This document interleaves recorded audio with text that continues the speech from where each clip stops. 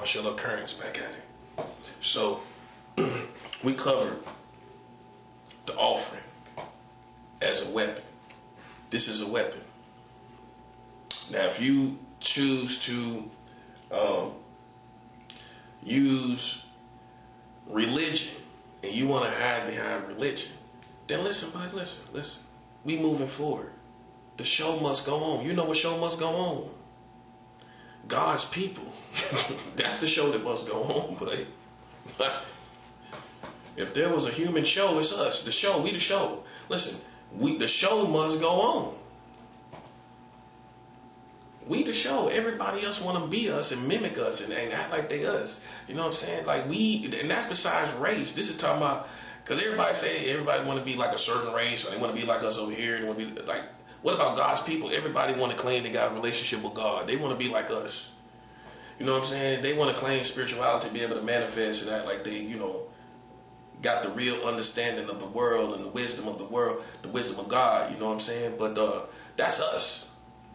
That's us. That's why we manifest, and they don't manifest because they not like us. Okay, so listen, it's our second nature.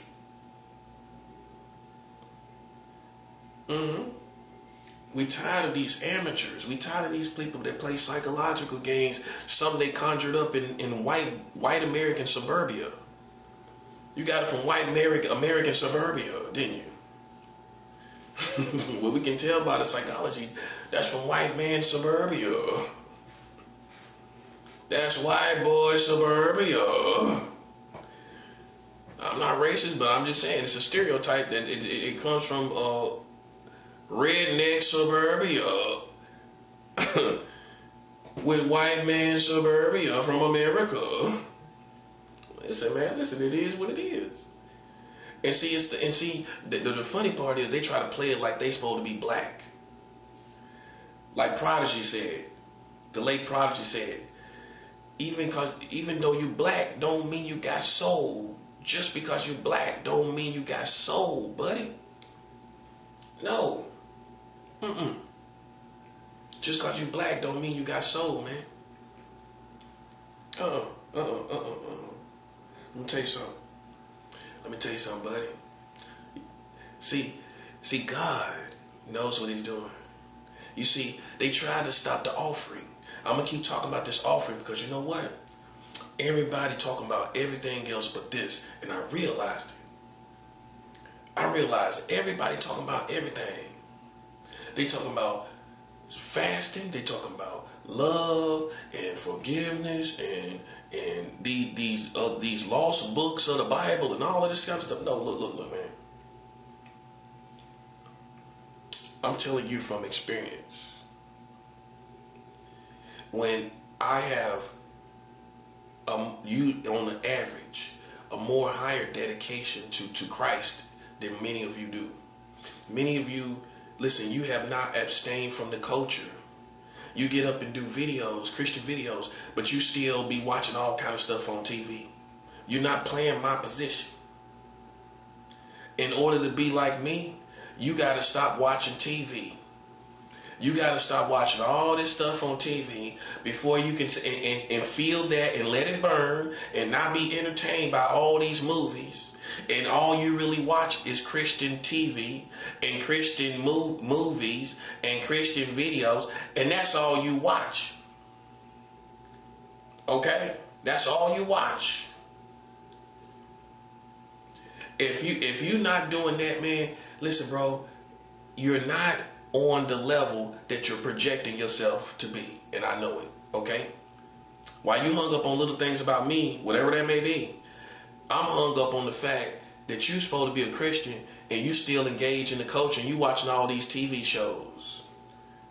You watching all this carnal stuff that ain't got nothing to do with God. And you'll say, well, God understands what? You in the flesh? He understands you in the flesh. He understands you're quite carnal. You're quite carnal. God don't condone. See, you're starting to blaspheme. If I can find any shred of sin in anything that you watch, you're blaspheming, saying that God got something to do with it. because God is holy. And it don't matter what the world comes to and how the world changes. My God is holy.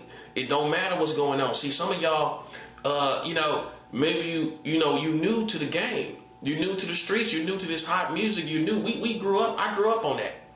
I grew up on Pac and Biggie. I grew up on all this entertainment, all this stuff. I grew up on that, which means I was alive while Pac and Biggie was here. I was a little teenager, doing felonies and selling a little crack and toting a little gun, a little stolen gun, getting robbed out there. Tupac was alive when I was going through all of that stuff. So to us, they were just good rappers. See, y'all get in the game, and this is for black, white America, and everybody else in America. Y'all see this stuff now, and you just lost your mind. We've been used to it as black people. That's why you notice most black people feels like the party is over. And all these other folks, it's just like the party just starting. That part, that's 7 out. For us, we've been seeing all of that. The weed, all of that, the fun, the party, all of it. What you think we was doing the whole time? As a collective community. Okay, so we're new to that. I mean, we're not new to that. Many people are new to it. Right? And so we're not mesmerized by it. We can abstain from it and let it go because the party is over. You understand? And for lames, the party just started. Now that's not everybody, but you know what type of individuals I'm talking about. It seems like they got a look in their eyes like the party just started, don't they? You get it, don't you? Now look at black people. They look like it's all summing up and it's all over and the party is over, ain't it? Because it is. The best years of partying and everything like that is behind us as a people. Because we ain't got the people we started the party with. Prince, Michael Jackson. I went to see Prince live in concert. So I'm a person that went to see Prince live in concert. I seen Prince. Me and Prince was in the same stadium, arena. I seen Prince live. Okay? Playing all the hits, playing all the Prince music, nobody else, no rappers, no other R&B singers, no guests, just Prince. Okay? So, you can't say I don't know what the party is when a person done went to see Prince now. When you jam like that, you know, that kind of level of funk, you can't tell me I know what the party is. I mean, that's going to gain the approval of all black people. I went to see Prince. I don't need to see nobody else. But then go ask these other people what concert. I'm not saying they got to, but what concert they went to.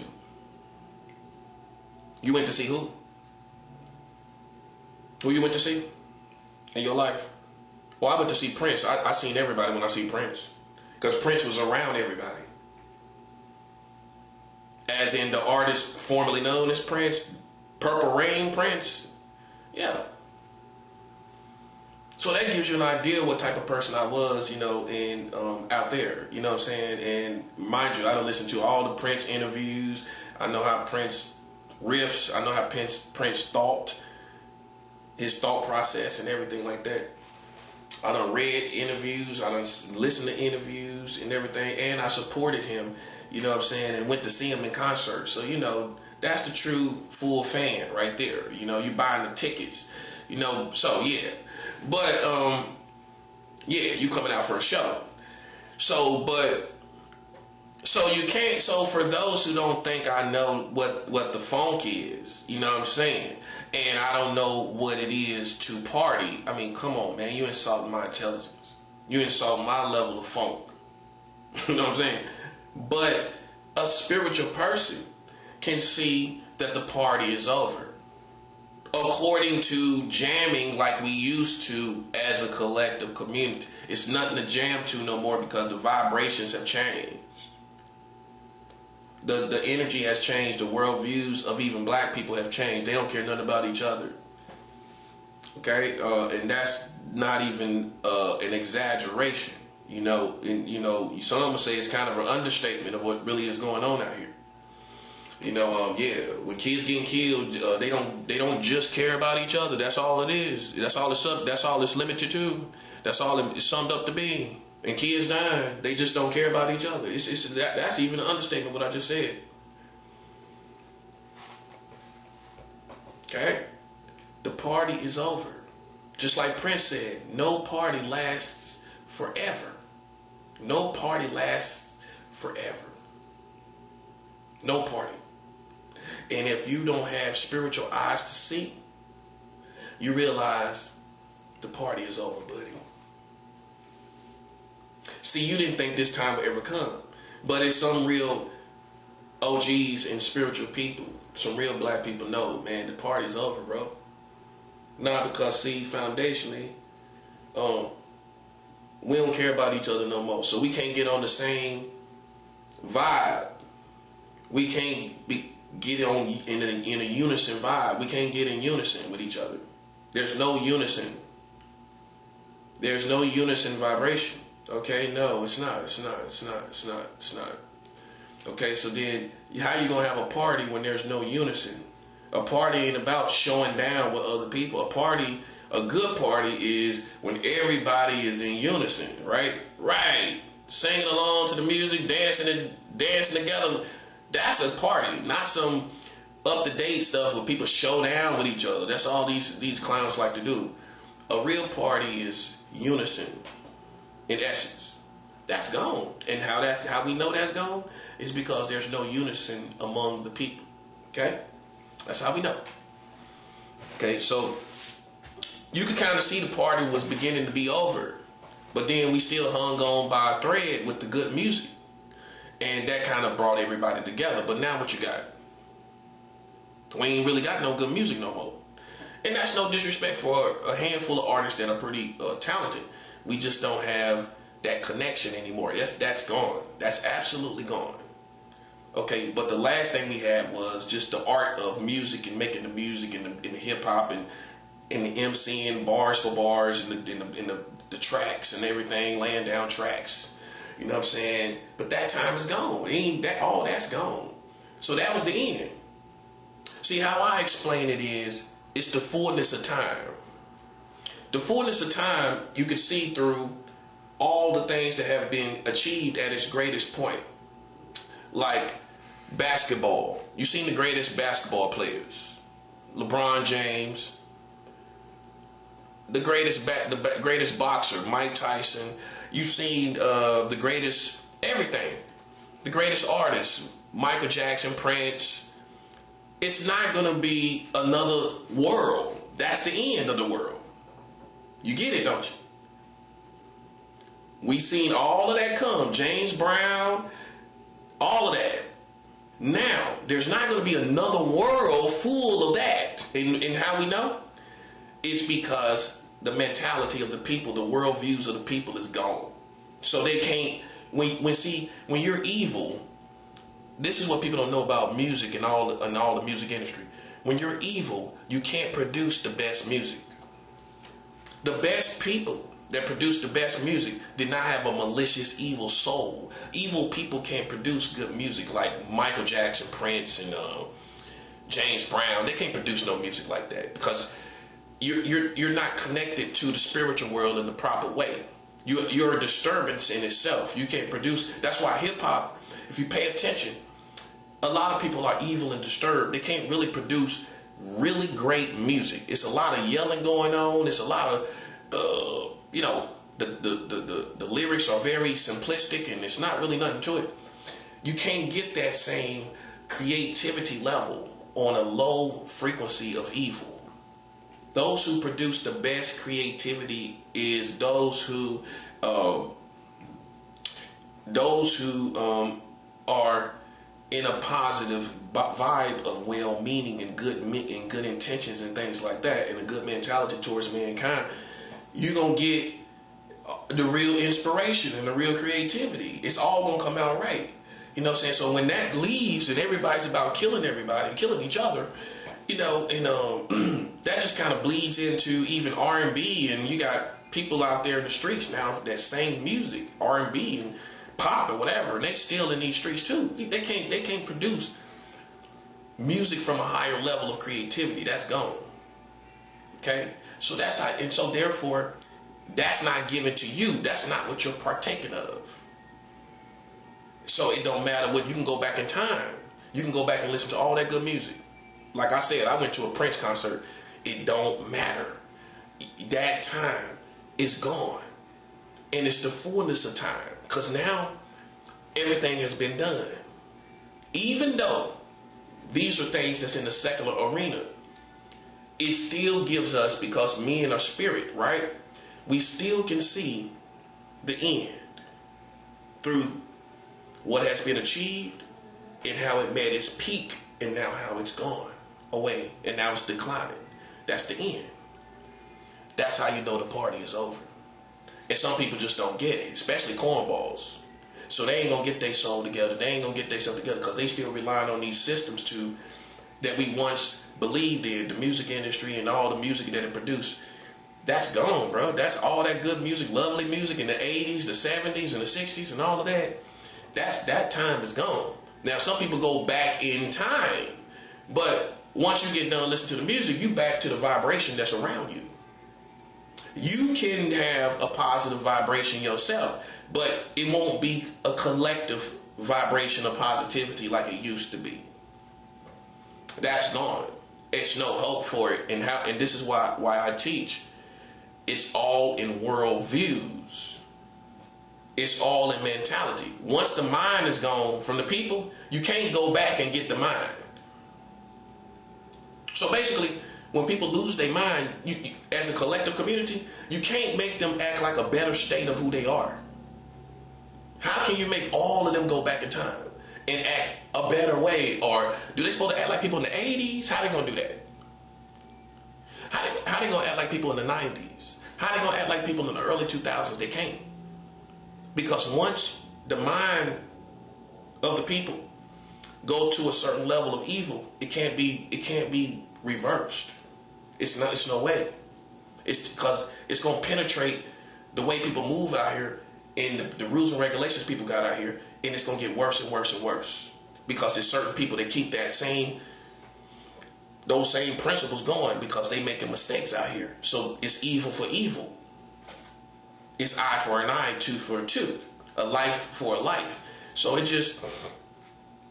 that's what happens. So with that being said, that's how you can gauge where the hope is and if there's not any hope, because the mindset of the people. Now, am I saying people can't get saved? I'm not stupid now. People can still receive Jesus Christ the Messiah. However, collectively, it's still going in a certain direction. And that's not stopping, even though you can talk about revival. Even though, with that being said, it's the last days, right? So we know that it's not going to just totally become good. It's not. And how you know? Because the laws of the land, the things that people live by, the rules and regulations, the mentality of the people, you look at all of that, that's what's not going to go away. Okay, so it's the fullness of time.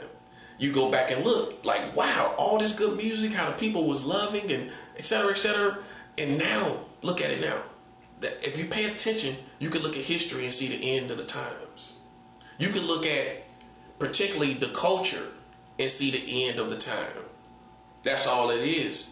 See, you can't do evil as a community and get good. It don't work like that. You can't manipulate, especially when you've done too much evil. It's too late. It's nothing you can do, because all of that got to come back. It's all that's going to come back evil. See, what I trip off of is in America, people that want to be evil, but they don't want an evil life. They don't want evil results. They want to be evil, but they want a good life. They want a good life, but they want to be evil. They want to be evil, but they want a good life.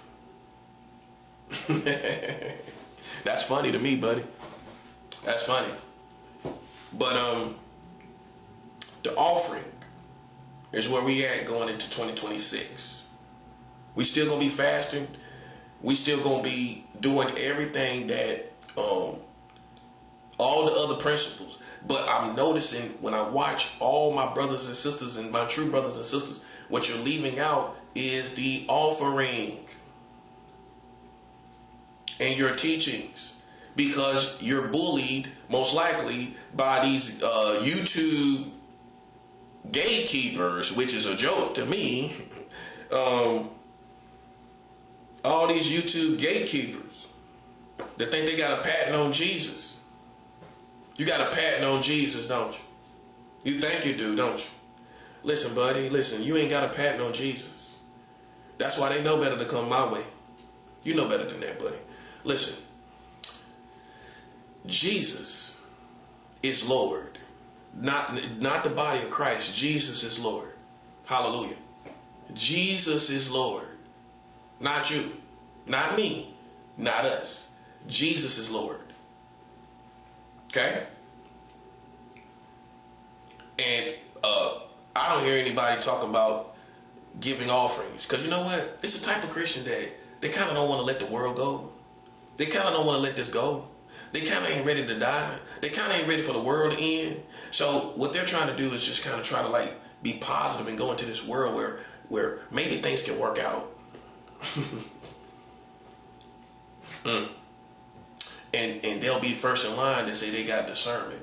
Well, if you had discernment, don't you see this world is gone? The energy in the world, the aura on the whole atmosphere is different. You don't feel that. You don't see it.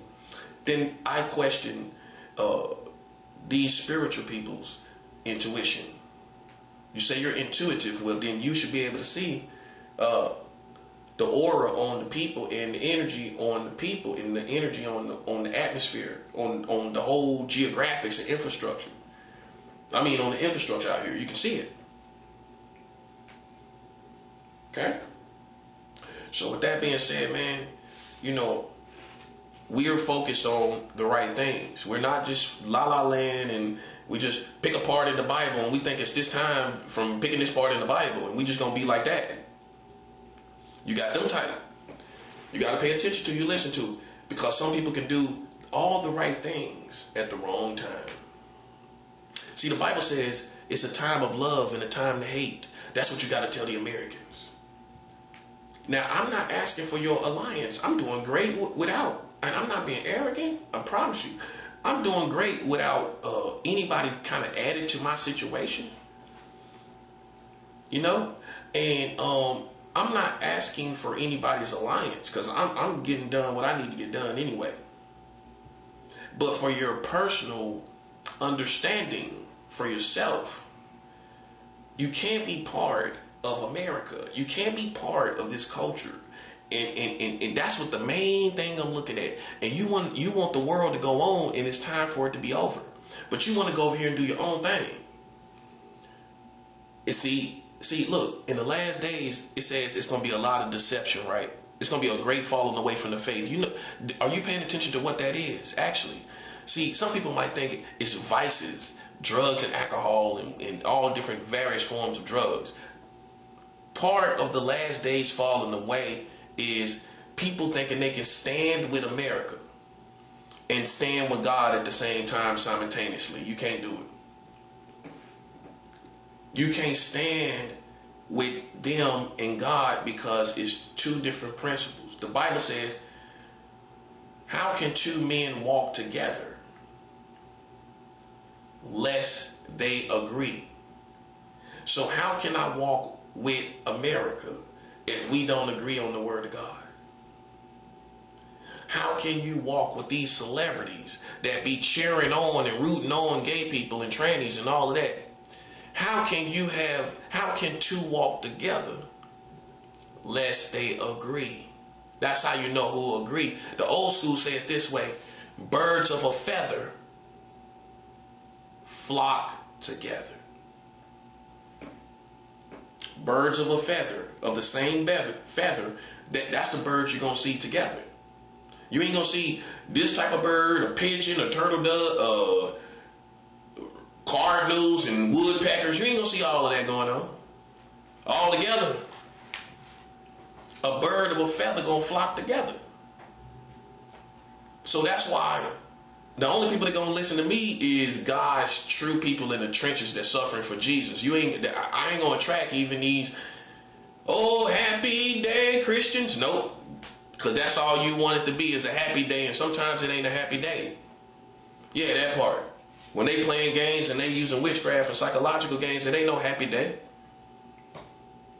I'm not saying you can't have the joy of the Lord. I'm not saying you can't be of a happy spirit, but this atmosphere is not happy.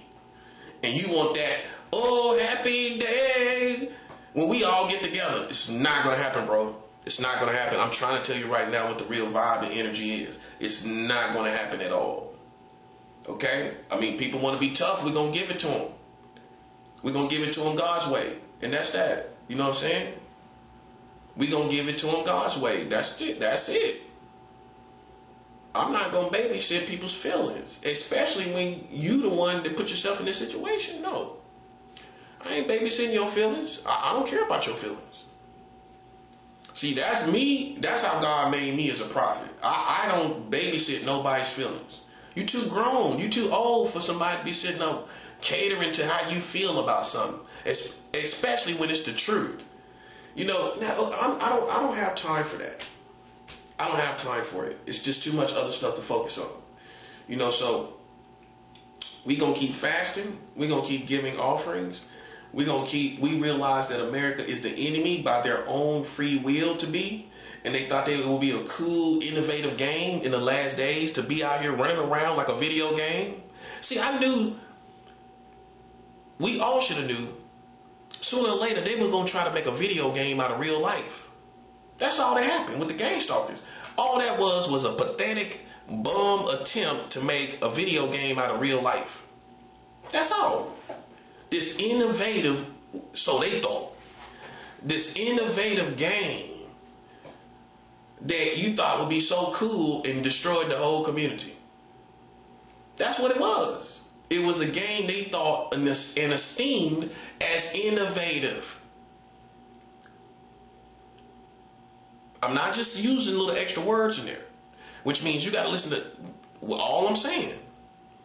They thought it would be an innovative game to gang stalk Christians and to play with Christians. And some of them have the European worldview, like Rome and Italy, specifically in Rome, Roman mentality, where they gonna form this Colosseum-like arena around us and have a psychological blood sport and war game. Gang stalking basically is a psychological war game trying to mimic Rome, where they had blood sport games in the Colosseum. That's all they tried to do, is mimic. America tried to mimic all the great other civilizations, and Rome is no exception. So what they did was create America. We ain't talk about no secret society, because they used the whole community. They used the whole community against us. This is why you can't mourn for their children. You can't mourn for their community. You can't mourn for their leaders. Listen, you got a heart, I got a heart. Every once in a while, something kind of touched my heart. You feel me? But once I get the end of that whole vibe come back of this blood sport, listen, it has to happen. That comes to I come back to my senses. It has to happen, man. It has to. Which means they gotta lose children. They gotta lose. See, y'all ain't ready for that in your Christianity. Your Christianity, you ain't ready for. They children gotta suffer. They children gotta go through. They gotta go through. They president gotta go through. The military gotta go through. These police gotta go through. These Hispanic and Latino Americans gotta go through. And everybody else gotta go through that's here in America. You ain't ready for that. See, you the type that's gonna be overly positive, and you're gonna fall away with the Americans because you're not a reality. You can't keep up with it. I'm keeping up with it. I'm definitely in the present time. That's for sure. And I am showing that by my mentality and my awareness of the Americans' position currently. Not what I want it to be, what it is. You know what it is? They have a collective effort against you and me. They're joined together against us specifically as Christians. And so you can't pay attention to nothing Trump is showing on TV, where he going over there and bombing for Christians. That's for deceptive reasons. All these entertainers talking about Christians, but here's how we know it's not genuine. Why they ain't saying nothing about the gang stalking, and they all up in the culture? These same famous people know that we being gang stalked. Okay, why they ain't sounding off about Christians being gang stalked in America? Because they hate the Christians here. They hate you secretly. And if you pay attention to what they doing over there in Nigeria, that's just a chess move for the stupid people, to make you think they on Christian people's side. So you won't get a hunch and say, well, no, Trump is for Christians. He just, see the stupid people? No, Trump is for Christians. No, these entertainers love Christians. They just voucher for people in Nigeria because they were black. It's more that than anything else. Well, are they practicing Christianity? So then you could say some of them people are saying something because it's black people going through it. Now this is the true test. Would these celebrities go to the UN and talk about Christians being persecuted in China? Would they? That's what I'm saying. That's when you really are hardcore a Christian. No, they wouldn't. Would they say something about Christians being persecuted in Europe? Not as far as going to the UN. But when it's black people, that's the reason why black people gonna stand up. That's the only reason, because it's black people going through it. It ain't about Christianity, because I know that if it happened somewhere else in the world, they wouldn't say nothing about it. And you know that. You know they ain't finna go to no UN talking about Christians down in South America. No, they might do a little tweet on YouTube, or a little tweet on X or Instagram or something, or a little post. That's it. That's about it. They ain't gonna go to no UN for nobody that's not their own people.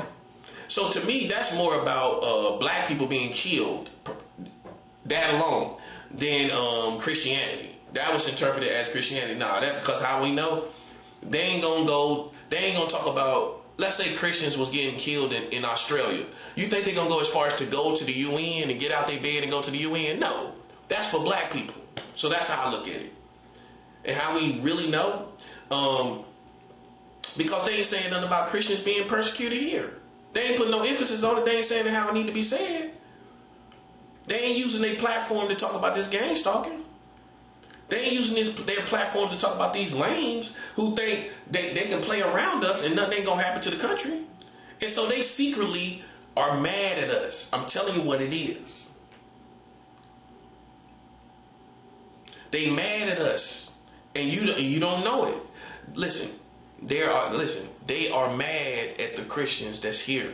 You don't pay attention to Trump. Trump is an enemy of Christians, real Christians. The kind that me and you are, where we abstain from the culture and we don't got nothing to do with this wickedness, and we don't got nothing to do with all this stuff going on. Trump don't get down with us. No, you can't trust everything you see, bro. That's for political reasons. It might. I'm gonna put it like this. Even if it's out of a sincere heart, they ain't saying nothing about gang stalkers here, and I know Trump know about it, and I know all these celebrities know about it. Okay, so they ain't saying nothing about that. That's the bottom line. So when we talk about Christian, they not saying nothing about Christian being gang stalked here in America. And that's why I don't listen to many preachers before that even happened. I don't even listen to many preachers no more because they not talking about it. Listen, I'm too smart. I'm going to show you how smart I am. I don't deal with nobody that ain't talking about this situation. I ain't dealing with no Christian sitting back watching and they ain't really sounding off against it. I don't deal with you. So I started dealing with Christians outside the country that really ain't with America anyway. Because at the end of the day, even though they might hear, some of these Christians in America might hear what's going on, they gonna kind of side with America a little bit. That's real. They gonna kind of, at least they gonna give them the benefit of the doubt because of all their friends and family and loved ones and celebrities that they know. They gonna kind of give them the benefit of the doubt. So then you can't trust in them, these American Christians standing with you. Because they're going to stand on their own agenda. And here's the thing. They're not going to accept that it's over for these people. They're not going to accept that it's cut and dry, black and white. that they against us. They're going to say, well, some people ain't. It's enough of them against us, and that's all that matters. See, all you have to wait for, in this case, is a significant number of people. Once there's a significant number of people against us, we tax the whole country. We're not waiting for every single American citizen to oppose God's people. All we got to wait for is a significant number, and we already there. We're already there. We've been there for a long time. There's a significant number of Americans that are not a part of a secret society. They're just utilized by these people and other people and black people and white people. They're utilized against God's people, right? They're not part of a secret society. Okay, so that's another reason that we hold the whole American community accountable, because it ain't just no secret society. You think I'm stupid? They utilize the whole American community against Christians. You see what I'm saying, right? So that's why the offering is against America. That's why this offering, you see, I'm pulling it all the way to the punchline. This is why. Okay? This is why we're not playing any games. I've never been a one fond of goofy games, buddy. I got a great sense of humor, but I'm not fond of goofy games, and there's a big difference. This offering is against the enemy. This offering is against every color in people that opposed God's kingdom. This is why, and I'm going to do a whole video on this.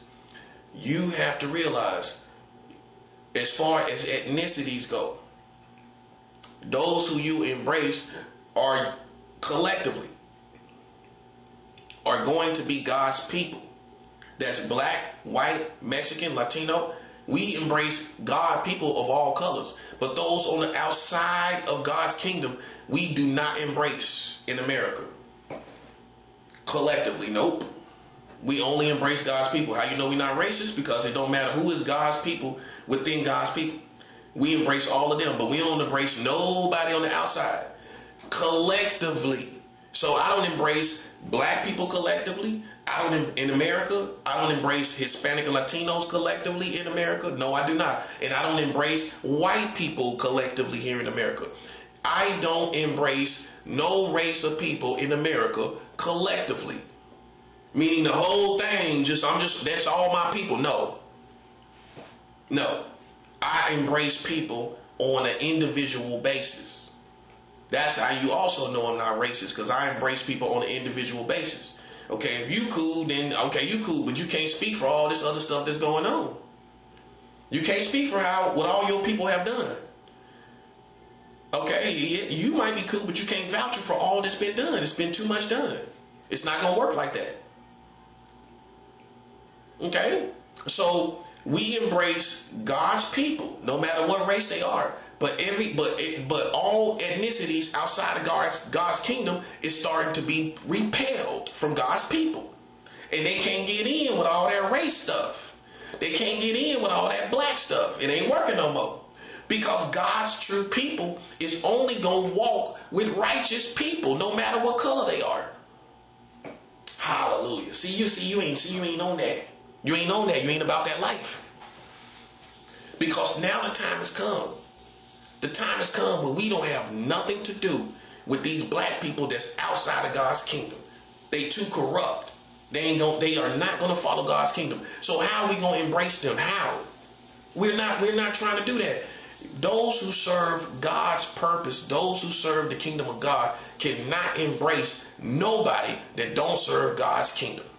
You can't do it. You can't embrace that. So it don't matter even if it's your own family. You got to stop embracing everybody in your own family. Then you got to break it down to an individual basis for people in your family. You can't embrace everybody in your family. Can you embrace everybody in your family? You can't, can you? Okay, so how are you going to embrace all black people? You can't even embrace everybody in your family. So how you going to, you know you can't? You don't fell out with people you don't want nothing to do with in your family for all the right reasons, right? Right. Okay, so you don't even deal with everybody in your family. How you going to deal with all black people? Or if you're Hispanic or Latino, how you going to deal with all Hispanic or Latinos and you can't even deal with all your family? the right questions. Like they say in California, how are you going to embrace all of them? You don't embrace your own biological family all the way, right? How are you going to embrace all Hispanic and Latinos all the way? It's an ideal that we all can't live by. We can't. You can't embrace all these people. And that's the bottom line. You can't. You can have a heart of gold and love everybody, but you can't embrace all these people. And that's the facts. You know what I'm saying? And people will feed off of your energy, but it's not reciprocated. It's not reciprocated. They can't reciprocate it back to you. They can't give good vibes back to you. So all they become is leeches feeding off your good energy. You know what I'm saying? And it's not reciprocated. You don't get nothing from them. Collectively. Okay? So now the time has come where it ain't about race no more. You know what it's about? It's about good and evil, big baby. That's all it's about, buddy. The showdown has already happened. It's already we in the middle of the showdown. Where it ain't nothing about, listen, old people already know. A lot of black people already know these old heads, these old school people. They already know. It's a battle between good and evil. It's the righteous Africans against the wicked Africans. And white people can't call it like that because they ain't deep enough in the village to call it like that. So it's going to take the old school heads to call it like that. It's the righteous Africans against the wicked Africans, which is basically good versus evil. That's all that's going on. Anybody trying to manipulate that, like we the sellouts and stuff, man, come on, man. First thing I'm going to show you is all the killing is the worst sellouts in the whole black community. All these killing people, killing each other, killing children. You the worst sellouts, period. You're worse than somebody who go over there with white people and talk about black people or stand against black people or oppose black people. What's worse than that is the man or the woman that kills black women and black people and black children. You worse. You the worst than a sellout. So you can't even have that conversation in a straight face fashion that you used to. If you can't talk about no Uncle Tom, you know what's worse than Uncle Tom? What's worse than an Uncle Tom is some dumb idiot killing black people. That's worse. Because who cares what this dude thinks or this woman thinks? They ain't affecting me. Uncle Tom ain't doing nothing to me, buddy. You know who the problem is? You that's a threat to black people. Killing black children. You worse than an Uncle Tom, buddy. Get up to date. Live in 2026. You're worse than a Uncle Tom or a sellout. You're worse than them. That's the times we living in. Man, you can't even say sell out around me and I don't educate you. You can't even say no Uncle Tom stuff around me. I'm going to show you the black people killing each other. I don't care what you say. Taking a life is worse than a sellout. Taking black children, a sellout is better to me. There's more hope for that person. Once you take black children and black people, you are worse than a sellout. You have produced more damage than a sellout. You have produced more damage. We can overcome any kind of person that is just out here talking reckless or creating obstacles. We can weather all obstacles and all of that stuff, right? But you can't weather somebody dead. You know, you can't really weather that. I lost my brother last year to a home invasion, murder, not sick. That's why, listen, I have no patience, bruh. That's why I'm trying, you know what I mean? Better to say, I have no tolerance. I have no tolerance. I make it look easy. I lost my stepbrother last year from a home invasion. And he was killed by some little delinquents that was only 18 and 19. And what you think they was influenced by? This retarded culture. That's what they was influenced by. And he's dead forever. That's why I don't care about your feelings. That's why I'm 100 on my enemies. Once you see your brother get smoked, you listen, from a home invasion, which is a thug and gangster's worst nightmare, because you sitting back getting drunk and getting high all the time. Think about it. You get a little paranoid. The last thing you start thinking about the front door. Everybody done been there, done that. You think about the block and the whole atmosphere of the community, and if something gonna happen to you. So with that being said, the worst nightmare is somebody actually kick in your door and kill you. That's what happened to my brother. They kicked in his door and killed him. And you think I'm going to play with my enemies? My response is I became more turned up as a result towards my enemies. Once my brother got killed, my stepbrother, listen, I'm not playing with nobody that's playing a game. You understand? And see, you a clown. Your family ain't been through nothing. My family going through 100 stuff down in the South. While they act like New York is so live, man, it's ratchet all through the South like the Midwest. New York ain't ratchet. They ain't gonna allow it to be ratchet. There's too many police for it to be ratchet. The absence of police in the South make it ratchet. You know what I'm saying? You ain't gonna never have it like that in New York City. That time is gone. There's too much surveillance. There's too many conspiracies here, and they got all kind of people here, agents, making sure, this city don't get out of control. That's why they gonna never, New York ain't gonna never be too out of control. They'll get a hold of that real quick and easy, buddy. And Trump is already threatening to bring in the National Guard. Keep that in mind. So if you get too out of hand, you know what I'm saying, that's the threat. The threat is National Guard. Okay, keep that in mind.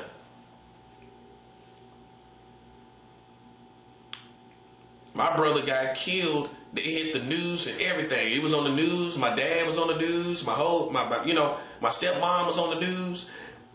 Right there, like a dream. Something you think about it. Your family on the news. That happened to my family last year, bro. That's why, like I said, my response to that is I'm not playing with no enemies. Which makes sense, right? You lose your brother, he get lost to some enemies out in whatever, for whatever reason. I don't even know who they were. They might have been gang stalkers. They might have been Freemasons, Illuminati, butthurt black people with their own little agendas. It could have been them too. But whoever it was, you know what I'm saying, how that affected me for that to happen is I'm not playing with no enemies. I'm not playing with you. Now see, if you haven't been through nothing, you ain't lost no brothers, you ain't lost no family members, you kind of laid back and goofy. That's how I put it. You kind of laid back and goofy. Now you're talking to somebody that's turned up because his brother got smoked last year. That's going to add to whether me and him was close or not. He was close enough for me to take inventory of my enemies and be turned up and make sure it don't happen to me. That's the bottom line. And that's that. Now, listen, you can't tell me no casualties you done took. You can't tell me no casualties y'all got. Because y'all suckers, man. That's what I'm saying. You sitting around eating and chilling. We going through losing casualties. We getting casualties. It's time for something to happen to them people, bro. That's all I'm saying. You can't say nothing didn't happen to me. Look at all the stuff that happened. So everybody's suffering and going through something but them. That's white entitlement. I'm telling you, I don't care how black they are. That is white boy entitlement. All day. All day that's white boy entitlement. It reeks of white entitlement. White boys who can run around and do whatever they want to do. That black people ain't never been able to run around and do what they want to do. That's how you know they living off of these secret societies where these black people feel so good to play with other people. Listen, buddy, you in a fantasy world. You should feel like the worst sellout it is because you living off white entitlement. They would never let a black man or a black woman run around and do what they want to do. The only reason you're doing it because it serves some type of white agenda. That's the only reason. I'm sorry to tell you. They'll never let you do this without their consent. You can't even fart without their consent. You can't even do without their consent, buddy. Playing yourself. Thought you was part of a group and you doing something. You ain't doing nothing. White boys letting you do it. That's why we hold them liable. You ain't dealing with a dumb black man. I know you can't do nothing like this without the white man letting you do it. That part. And that goes for anybody else that's doing it. Hispanic, Latinos, for you gang stalking, you can't do this without white boys letting you do it. In America, they letting you do it. So that's why we holding them liable. Yes, sir. We holding them liable. This is why we got the offering. This is why the offering is on their head. This is why I'm about to put $1 million in Colombia. And that's what my message is. I'm about to put $1 million in Colombia, buddy. I'm about to put a cool million right down there in Colombia, South America, where all these Americans are talking about is such a problem. See, I'm siding with them now. I'm siding with the essays, the South Americans. You know what I'm saying? Because how I look at it, man, how I look at it is this, bruh. How I look at it, the essays is minding their business, which stands for South Americans. The essays are minding their business. You know what I'm saying? They ain't doing nothing where, you know, he should be persecuting the whole leadership. You know what I'm saying? That's obvious, man. That's why everybody's running to their rescue. So see, it's already gathering. The storm is already gathering, bro. The clouds are already gathering.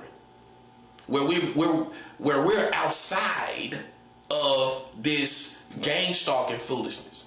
Now we're on a whole nother level of conflict where the clouds are gathering, where those who oppose America for being down there in South America, playing around the Caribbean and all of that, World War III is almost inevitable, man. You can already see it. Because Europe going to play with Russia. That's what it looks like. They want to play with Russia. You know what I'm saying? That's going to cause all of that to flare up. The Middle East still got Israel and Gaza. That ain't done. You know, Israel going to be running for its life forever. So that covers the Middle East. And then China and Japan and Taiwan, is tension between all three of them countries. China got tension with Japan and Taiwan. So that covers Far East. And America is working down here in the Caribbean playing with the South Americans. Nobody would do this. Nobody would play with the South Americans like that. No other country would do it. But these white worldview Americans. Okay, that's what I'm keeping it 100. I'm not racist. I already proved that. But it's a certain, you know where I'm coming from. You know where this is coming from. You know the definition of what I'm talking about. All right. So it ain't all white people. You insult my intelligence. Okay. But you know what type of person I'm talking about. Just thinking they another one thinking they can just do what they want to do. So that's why I'm putting the offerings down in Colombia, buddy. I'm about to do this, buddy. I'm about to get it done. I'm about to get her done. Hey, the white boy can relate to that term. Get her done. Yeah, his ears perked up. I heard get her done. That's a good white boy. He said get her done. I heard get her done. I heard get her done. I heard get her done.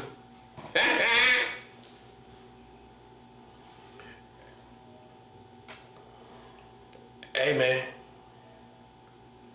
this is why I'm putting this. This ain't about a secret society no more. Half of them want to be on my side anyway. That's just for me. You know, I know that. I'm smart enough to know that. Half of them, some of them want to be on my side. Now they see what's going on. That's what it is. But I'm not paying attention to nobody, man. That's just basically what it is, man. I'm not paying attention to nobody but these Americans. That's what I'm looking at. Which that's what I should do. I shouldn't be thinking about this is where so far that we can't even think about some little group of people no more. We can't. It's too much. Look at all this stuff. Look at all what Trump is doing all down there. That ain't all no secret society. Come on. That's what I'm trying to show you. I'm not even, listen, for more than one reason, I am not paying attention to that. I'm telling you. Not like a lot of other people are. In other words, I'm not giving my full attention to that no more. I'm looking at, if anything, primarily, I'm looking at these different countries going to war. That's what I'm looking at. Yes, sir. Yes, sir. Because that's going to affect everything. Forget how you feel. Forget who you're with. That's going to affect everything. And listen, that's the tariffs. That's all of that stuff. The tariffs, you haven't seen the last of that. You haven't seen the last of that. You ain't seen the last of no tariffs. That's finna get turned up, bruh. I'm telling you. Give it a couple more years. Wait for it. Wait for it, buddy. Wait for it. Wait for it. Because Trump's still playing with it, too. Keep that in mind. He's still playing with them tariffs. Yeah, that's what's gonna cause ultimately, if not anything else, that's what's gonna cause the animosity from other countries. The tariffs. Think about it. If you tax my country out the blue, and ain't no American other country, no other president really did it like that, all over the country and everything. Listen, when they got enemies. And other countries receive intelligence about enemies of America. You know what these other countries that have been taxed and tariffed, you know what they're going to do? Listen, you know what they're going to do? They're going to look the other way to Americans' enemies. That's what they're going to do. That's how it's going to start, buddy. That's how it's going to start. It's already started. All that America's doing, listen, you think China in the Middle East, in the East, the Far East is going to look out for America's enemies? Not without money. Not without getting paid for it. Not without a price tag. Now for a price tag, you know, they might look out. Hey, but it's nothing personal. It's all about money. You know, listen, man. Nobody's feeling America in down there in Caribbean. And see, the white community ain't giving the full energy. That's what I'm trying to show you. This proves that these white Americans are going to let America do whatever they want to do. They cannot justify blowing up no boats without no evidence, man. And then this is what I'm talking about. Being a drug dealer is not no death sentence on sight. That's on sight. I kill you on sight for being a drug dealer. When we started that as Americans? When did we start killing drug dealers on sight, bruh? Look at it for what it is. You getting Jedi mind tricked by the boat in the water. By the boat in the water. That's what's got you. That's what's Jedi mind tricking you. And then that is being down in this Caribbean, right? That's what's Jedi mind tricking you. This is how we cut through the Jedi mind trick, because it don't work on Vader. I'm like Vader, buddy. I'm like Darth Vader. Listen, Jedi mind trick don't work on Vader. And none of this other psychological stuff work on Vader. Listen, buddy. How you know that up here will we kill drug dealers? Will we kill a drug? Let's just say he had a tractor trailer, right? What we call tractor trailer, truck and trailer, basically. A truck and trailer, right? Do you think we will blow up a truck and trailer? A truck and trailer for a suspecting of being a drug dealer? Would you be able to stomach that? Oh, they just blew up the whole truck. They used a rocket launcher and blew up the whole truck. They right here in America. Let's say they was out west somewhere, ruled like all that country, you know, all that flat land. They just, you know. And they just riding around. And so let's say the fans know that this is a drug dealer. You think the whole American community gonna tolerate blowing up a suspected drug dealer? No matter what drugs he got. I don't care if it's fentanyl or not. See, that's why they had to pass a law. Fentanyl is weapons of mass destruction. Because then they can go, now moving forward, see, you didn't even peep that. Now moving forward, they can say, well, we blowed up that boat because they had weapons of mass destruction. Fentanyl was weapons of mass destruction. So that's why they hurried up and did it. Which lets you know they didn't have enough reason to say the drugs was that dangerous to blow up the boats. So they had, but while you wasn't paying attention, while you wasn't protesting, they went and passed a law to now fentanyl is a weapon of mass destruction. Why do you think he did it in the time frame he did it? So that now if I blow up a boat, I can say weapons of mass destruction was on it. Being fentanyl. All I got to do is prove fentanyl was on it, and I can say that was weapons of mass destruction. I blowed them up for having weapons of mass destruction. It's too late. It's kind of too late now. Because they made a law now where, you know, they can blow up a boat and then say, oh, fentanyl. Then you going to say, well, fentanyl is not a weapon, or until now. You see? You see what they're doing? That's what I'm trying to show you. That's where the real war is. That's what we on right there. I'm not talking about nothing else. And we talking about giving the offerings down to South America. Yes, this is going down to South America. That's what we're going to do. I already been working with South America all last summer. We in winter time now. I was working with Colombia and South America this past summer. Okay? And it's not going to stop. That's where it's at. I'm going to keep working with South America, different parts of South America. If something happened with Colombia, I'm going to be working with different parts of South America. I'm going to get this done, bro. Because, see, I'm looking at it exactly how it is. It's white supremacy. It's American supremacy. They taking oil and everything. Talking about it's on its way to China. Oh, and then he's smirking, talking about we're going to use it. We're going to use it. We'll use it. We'll keep the tank. We'll keep it. See, man, listen, man. You see what they doing? They done gave up. That's why the offering right now, more than even fasting, the offering in another country is what's going to break the yokes. What's going to break the strongholds and break these enemies down. I'm telling you. Some of y'all barely fast and you don't fast enough for it to really do something. We talking about affecting this real world we live in. You come out better giving an offering. Because you don't really fast that much. Okay, you fast for 2 days. Okay, what that's going to do? No disrespect. I'm talking about I'm an expert fasting person. I am on expert level of fasting. What is a 2-day fast going to do? I'm not underestimating it, right? But let's just be, come on. For spiritual experts, come on. What a 2-day fast going to do, really? So half of y'all barely fasted. The offering is what's going to get this done. You come out better just giving a nice offering outside the country, man. I'm telling you. With your heart in the right position, with your heart in the right level of faith and all of that, man. You know what I'm saying? Which means you got to esteem America as the enemy and realize the harvest is going to be these people being defeated by God. And see, now you see the prophet is somewhere that nobody else is at. Yeah. We putting the offerings down there in South America. They done made South America the enemy. You know what I'm saying? For no good reason, man. This stuff been going on. All this stuff. And some people gonna say they allowed it for X amount of time, for years and decades. Now you got something to say about it. Well, I mean, I'm pretty sure it was going on last year, wasn't it? And the year before. It was going on the last time Trump was in office, wasn't it? I'm pretty sure the drug trade was vibrant the last time in the Caribbean. The last time you was in office. I'm pretty sure there was a vibrant drug trade when the last time you was in office, wasn't it?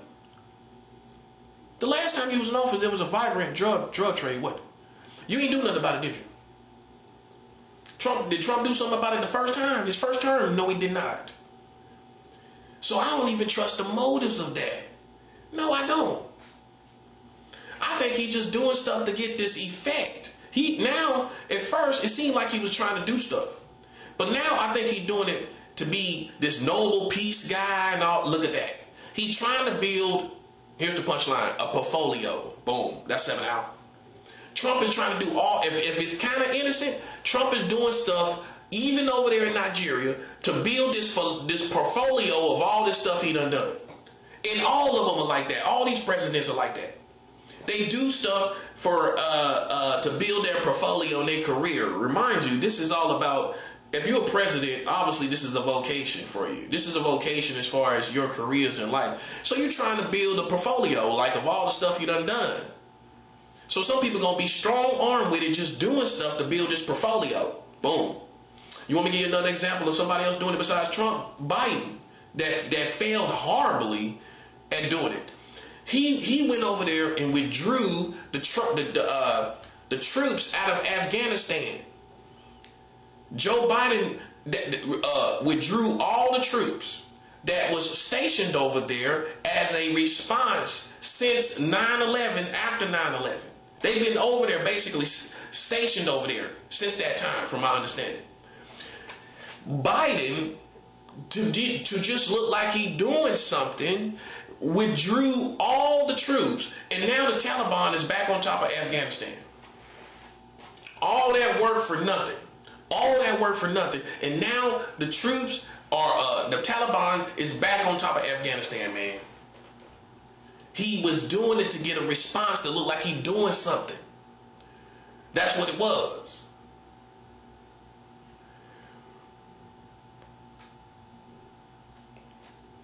That's what he was trying to do, is get a response to say, look what I done, and it failed at it.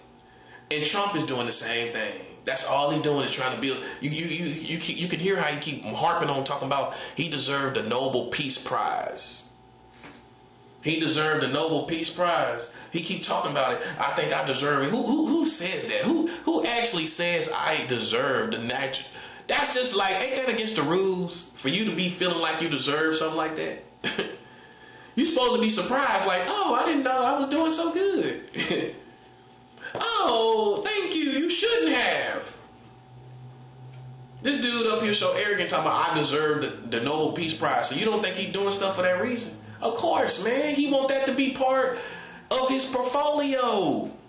Think about it. That's what he want. You see him put his name on the Kennedy building, which shut it down for Christmas, because you are not ever going to be Kennedy. You're not ever going to fill them shoes. And that's how all Americans feel. You ain't going to never fill them shoes. And I don't even got to know what all Kennedy did. It's just the caliber of man. And ain't nobody going to give it to him. Ain't nobody going to ever say Kennedy is and Trump is Simon is the same, or Trump, or he's comparable to. Man, you can't be serious, man. People will never compare JFK with Trump. And then he gonna put his name on that. See, this is what type of person he is, bro. That's why some of people that's in the culture, that's black people, they relate to him, because he always trying to flex and do stuff for flex reason. Now, pay attention. He do stuff for flex reasons. You know what I'm saying? Like all that stuff. Look at his attitude with getting them oil tanks down there. Oh yeah, we gonna keep the oil, and we gonna keep the tankers too. We gonna keep all of that. Like, see, even though Trump boasts on not being an alcoholic and he don't do drugs, oh yeah, he'll say that. But the funny part is, don't he try to act like a gangster? Oh, pay attention to him. He think he a gangster, don't he? I think he do. I think he a gangster. But blowing up drug dealers and don't, come on, man. You know what I'm saying? Nah. See, and you're not even halfway through. You're not even, listen, you're barely through the first year. The first year, we just coming on, next month's going to be the first year. You got 3 more years of this man. Look at all that's been done already. And they do it for that reason. They wanted to do something life-changing. They wanted to do a whole bunch of stuff in the first year, within the first year. Look at all that's been done within this first year. Okay? And you got 3 more years left. That's all I'm saying, bro. That's all I'm saying.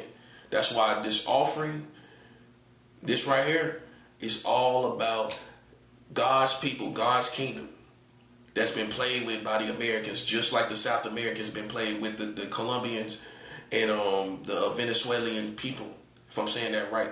People in Venezuela, right? He playing with them too. He playing with them too. He playing with us. I know Trump know about this. He know about all that we going through. Okay then. So then I'm not going to sit up and pat a kick and play games with these people. And so if you're a Christian that don't realize that Trump knows about the gang stalking, okay, let's settle it. Trump knows about the gang stalking. Okay? See, some of y'all, you ain't built for it, man. You gonna faint if you know the truth. The truth gonna make you faint. And you gonna have more respect for me that's been standing in these shoes, and I knew everything. I knew Trump knew about this the last time he was in office. Because I was fighting with gang stalking the last time I was in office. I mean, the last time he was in office.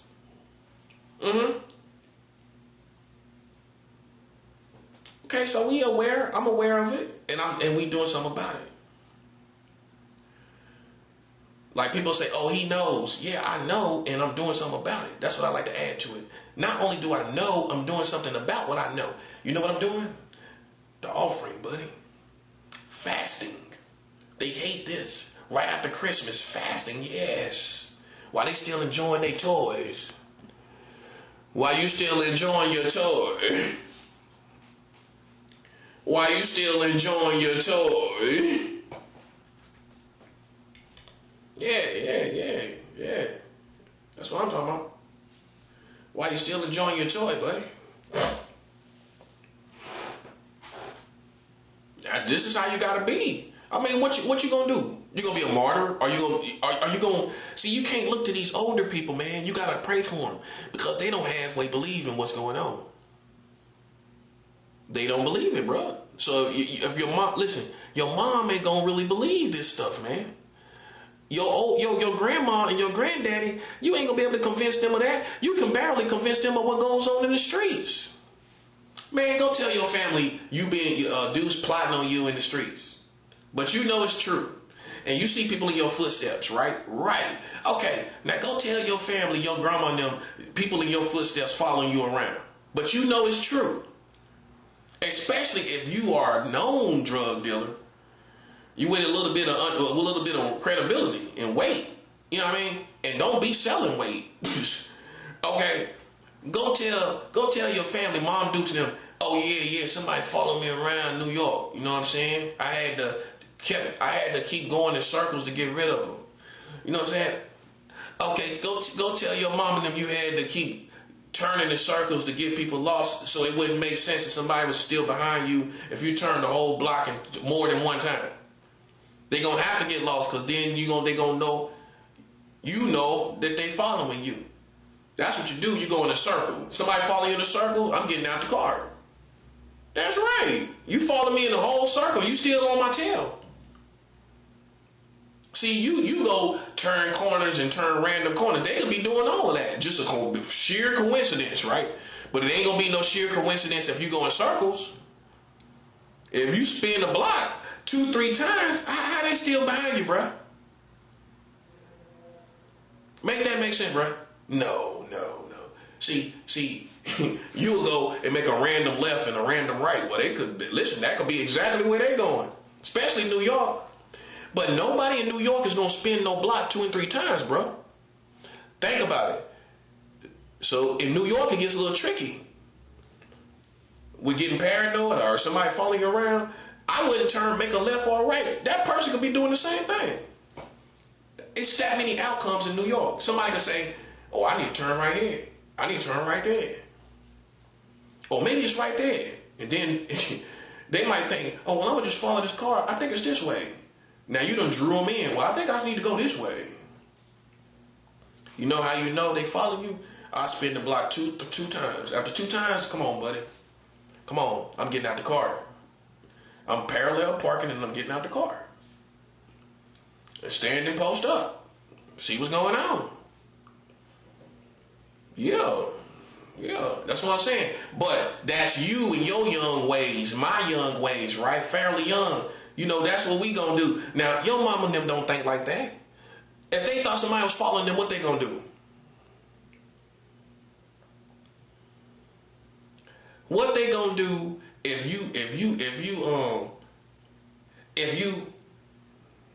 they get followed? Your mom and them gonna probably speed up. That's what they gonna do. They gonna be the type like we see in the movie. They speed up, man, running the red light, trying to get away from these people, and it gets out of control. Like them 80 movies. You remember somebody follow you, they start speeding up. I ain't doing that. I'm gonna spin the block 2 or 3 times. If you still on me, bruh, listen, I'm getting out the car. Or some people do worse. They spin the block 2 times, they gonna shoot your car up. Cause there ain't no way in the world you're gonna be spinning the block 2 or 3 times. For sure, you do it 3 times. Come on, bro. Come on. How somebody gonna spin the same block 3 times? Maybe 1 time because they might be looking for somebody. That's where you're gonna get a benefit of the doubt. Okay, they could be looking for somebody. But what's the odds? 3 times, I'm gonna get out and figure it out. I'm going to get to the bottom of it. But can you tell your grandmama and them that's how you living? And they believe it. Oh, boy, you doing too much out there. Ain't nothing going on. Ain't nobody following you. That's New York. It could have been. But you know better, don't you? But can you make them believe in it? Nope. You can't make them believe in that, man. So if you don't know, if you're not aware, you will be on the same level of doubt as your family. Where you halfway don't not believe in this, but you know what is real. So you don't really dig in and give your full performance. intellectually, emotionally, spiritually, physically, because you halfway doubting it based on your mom now. You don't gotta let him go, but you gotta, I'm not saying act like a gangster, but you know how a gangster got a mother and he got his own life, right? He got his own life that his mom really don't know about. He can't really talk about the ins and outs. You know what I'm saying? But so that's how you gotta act, almost like a gangster, that you can't really talk to your family about all the stuff going on in the streets because they ain't gonna believe it. They ain't gonna believe that. So when you going through this stuff with the Americans, you gotta act like a gangster with your family. Like your family ain't gonna really know what's going on and all of that. You need to live in living color. You need to be in living color about this stuff. You know what I'm saying? And your mom them ain't gonna ever be on that level. I'm think about it. You gotta pray for them, bro. You gotta pray for them because they ain't gonna be on that level. Because see, old school gonna think nobody would do that. What you mean? Now, young people, we come from, like I like to say, the Generation X was really the first murder, shoot 'em up kind of generation. We was the first ones. The baby boomers wasn't really even like that. It was us. We was the recipients of that. We seen all the gangs, the gang banging, all the drug selling, and we became the first generation that was like murder, murder, kill, kill, right? We was the first ones that just kind of stopped the drug dealing, and we just aspired to be the shooter. Now that's what kids aspire to. They don't care about drug dealing no more. If you notice, a lot of these conflicts that go on, a lot of these kids ain't no drug dealers. They not. Sometimes they just clash and collide and kill people that violate them. And they just aspire to be shooters. They don't aspire to be drug dealers. That's the old school. Old school desire to be hustlers, right? We was the first generation that was just the Generation X, right? We was the first generation that was murder, murder, kill, kill. It was our generation. That's what we're responsible for, because we just emulated and extracted that part of the game, and so now that was a new generation bred, a different type of dude bred on the street where he aspired to be a killer. You know what I'm saying?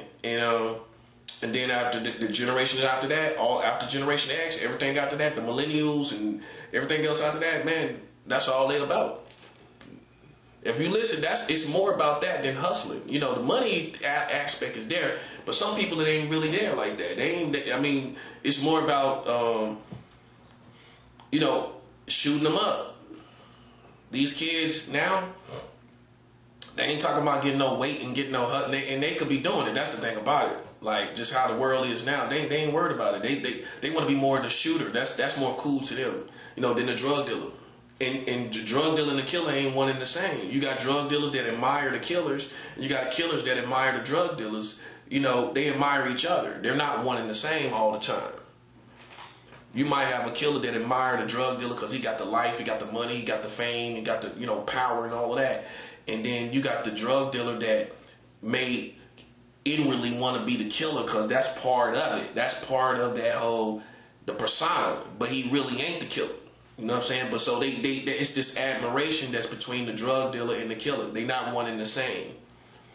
You know what I'm saying? So but everybody started aspiring to be the killer. That's why it's another reason. That's why everything's gone too.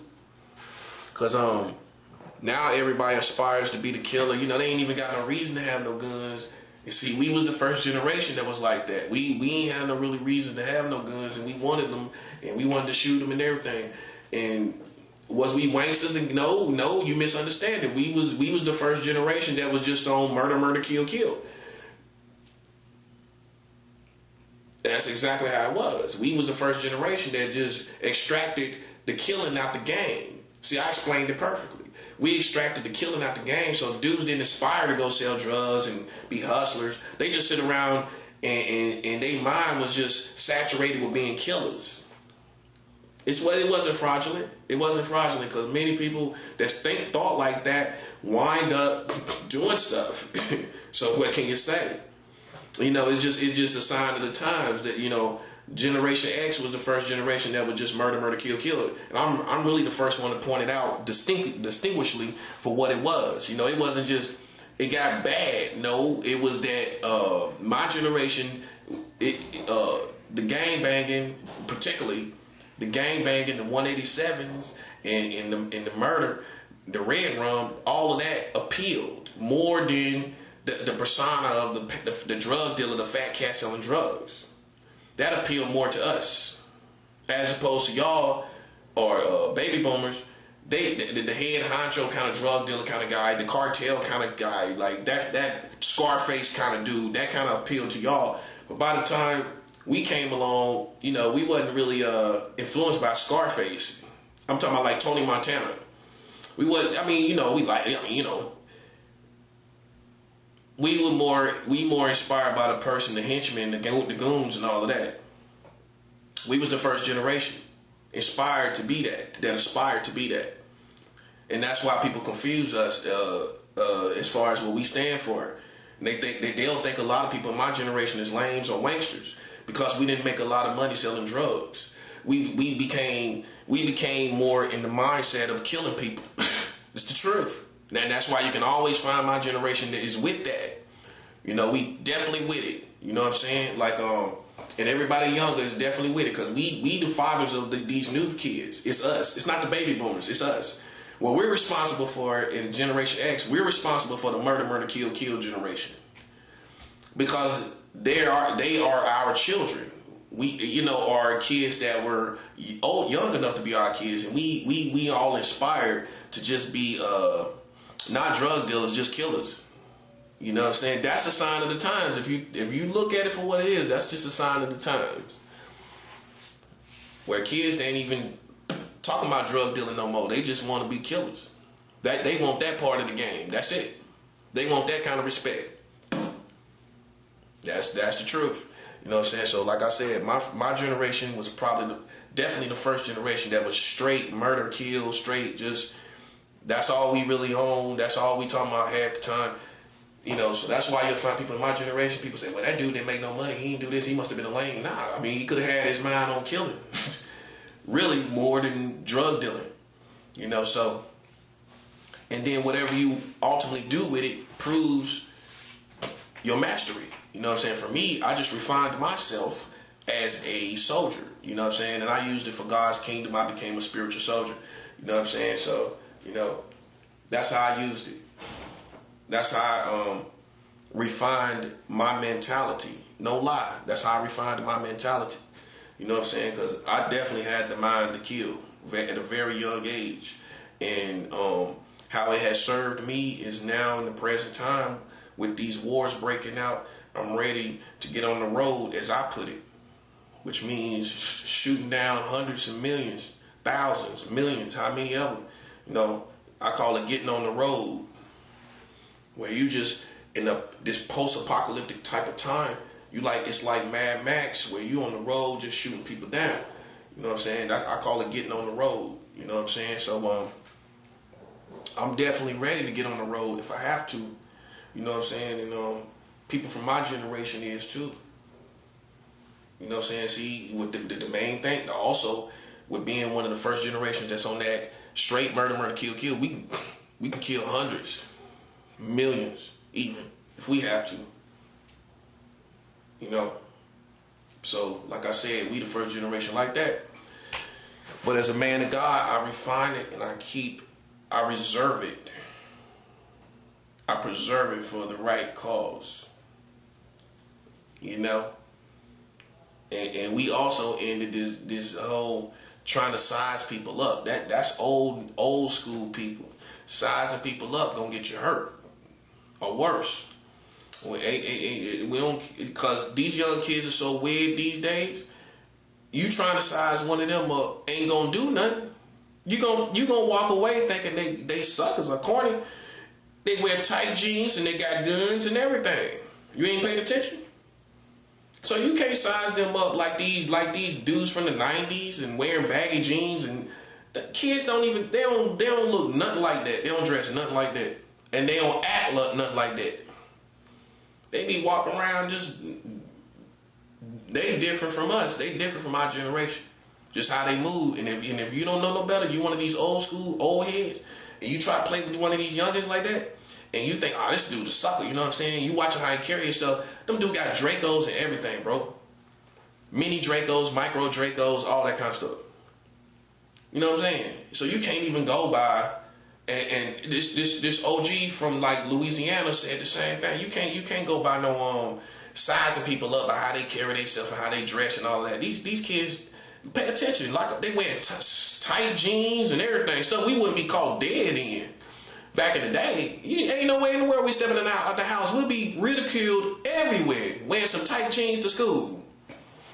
We couldn't in the 90s. We couldn't wear no tight jeans. Man, you couldn't make it through school, bro.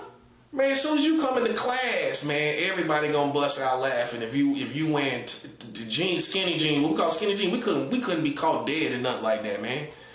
Everybody knew better than that. I mean, even the most conservative family knew you couldn't wear no tight jeans, man. That's going through the 90s. Because back in the 80s and 70s, they was wearing tight jeans back in the 70s. And on kind of into the 80s, by the 90s, we was wearing them big old baggy jeans. Big old jeans, man. Scrubbing the pants under our shoes and everything. We can't wear the same pants because the leg done got messed up. You know what I'm saying? And from being scrubbed on the ground, you know. But you can't size people up based on all that stuff we used to go by in the 90s. The whole thing. That's what I'm talking about. Nothing. All that how people carry themselves. I'm real because I come from that generation, but that ain't no telltale sign of what somebody will do to you, bro. It's not. That's why a lot of old heads gonna be getting picked off. You know what I'm saying? Because you going by all that old stuff, and common sense tell you that ain't gonna last forever. That whole mentality. Now kids, they don't care how they carry themselves. They'll just kill you. So, you know, it don't matter what you thought. That's what you're dealing with, buddy. See, I know that. Because, see, we are the OGs of that generation where it wasn't even about killing. It wasn't even about drug selling no more. It's about just, man, you know, whatever you feel. I mean, I'm going to take care of my business if I got to. That's that. Now, everybody younger than us, it just became worse. That's why it's a gap between us and some of the old heads, you know what I'm saying? But I was bred by old heads, so I got the principles, but I'm also young enough to be like the millennials, you know what I'm saying? Because we were the turning point for the generations, the killing and all of that. We was that generation that changed how the whole shoot 'em up mentality, you know, the whole kill mentality. So with all that being said, man, this gives you some understanding on the geographics of everything that's going on. You know what I'm saying? Like I said, these days I use it to do what I got to do for myself. Corny people tried to box me in. They tried to box me in, and guess what? The whole community messed up because of it. Them trying to box me in messed up the whole community. And that's how we know they clowns. You know how we know they clowns? Because they had to, like, they playing this corny position that don't feel right, do it? It don't feel like nothing. It ain't gonna do nothing, is it? At the end of the day, you can't catch me, like I told you. And we don't care about that stuff. It's out the window. This one dude, this OG, man, I respect him more than anybody when it comes to that street wisdom, because what he said, I already knew. It was like real recognize real. This dude was like how people used to carry, how people carry themselves, and you size them up on how they dress and how they carry themselves. He said that's all out the window. Meaning you can't even go by that looking no more. That's a real street dude that you will respect by everybody's standard. You know what I'm saying? But he once he said that, I felt the same way. I already knew that. Because I went by how they be dressing and how they carry themselves. But then they'll kill you. I mean, how I realized it was them tight jeans, them skinny jeans. But them dudes got guns and everything. But they dress like we wouldn't be caught dead in back in the day. Now we done kind of changed to where we kind of wear tight jeans now.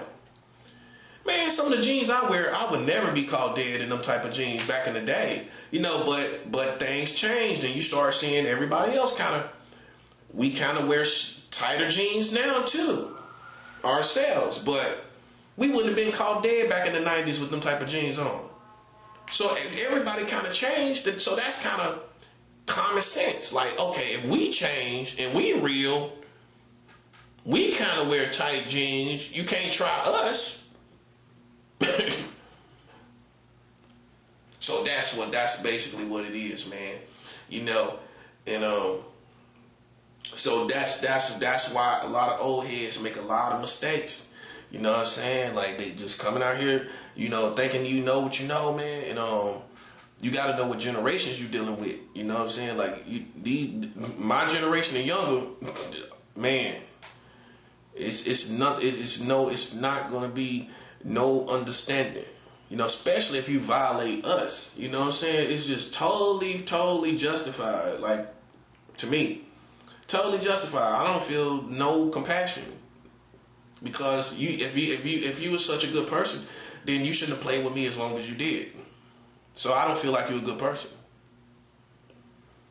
You know what I'm saying? I don't feel like you're good people no more in this country. You know what I'm saying? And that's that. So I don't have any compassion. I don't have any compassion to give. Now, Trump is doing all this stuff in the Caribbean and all over the world, and these wars are breaking out. So that's really where our heads is at. You know what I'm saying?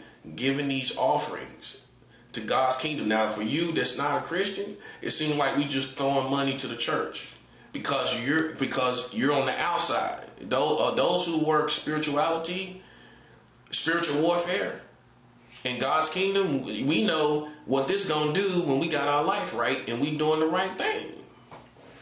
When we in the right spirit, we know what this gonna do in God's kingdom. Now, if you on the outside, you think you just throwing money at the church. That part. See how I understand other people, but they don't understand us. Because you're going to think I'm throwing money at the church. No, we ain't throwing money at the church. Because we got our life right in the spiritual world.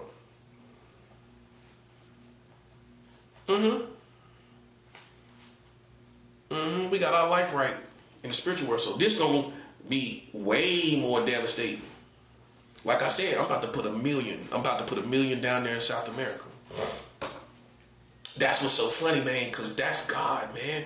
Because, you know, this present community, and it ain't just young people, it's old people too. They just defecated on me like I wasn't nothing, like I ain't got nothing going for myself. You know what I'm saying? And then God found a way for me to be in a valuable position doing a lot of things with money, to where now I already done sent $500,000 to South America. I already done sent $500,000 down there. Over $500,000. Yeah. Easy. And some people don't touch that kind of transaction. Because see, what happens is this, what they didn't realize, the USD is gold in other places. So when you send this, a lot of people don't know this because you're not international. See, I'm international now. The first rule of international, the first international rule for my kind of generation is, first of all, you're going to understand USD and its value in other countries. Because you're going to need money for expenses and different things like that, right? So you're going to take the money and realize the value of it, and when you're dealing with other countries, when you're doing different things in different countries. That's the first rule of being international. So I'm officially international. You know what I'm saying? Where I'm using money in different countries. This is why I can make it $1 million. I already done put $500,000 down there. I already put $500,000 in Colombia. That's why everything done changed. You know what I'm saying? I'm not playing games. You know what I'm saying? I send money down to South America. I send money down to Colombia. And anybody sitting back thinking it's a game, that's the cornball. That's the goofy person right there. That's the goofy person that's sitting thinking we playing games.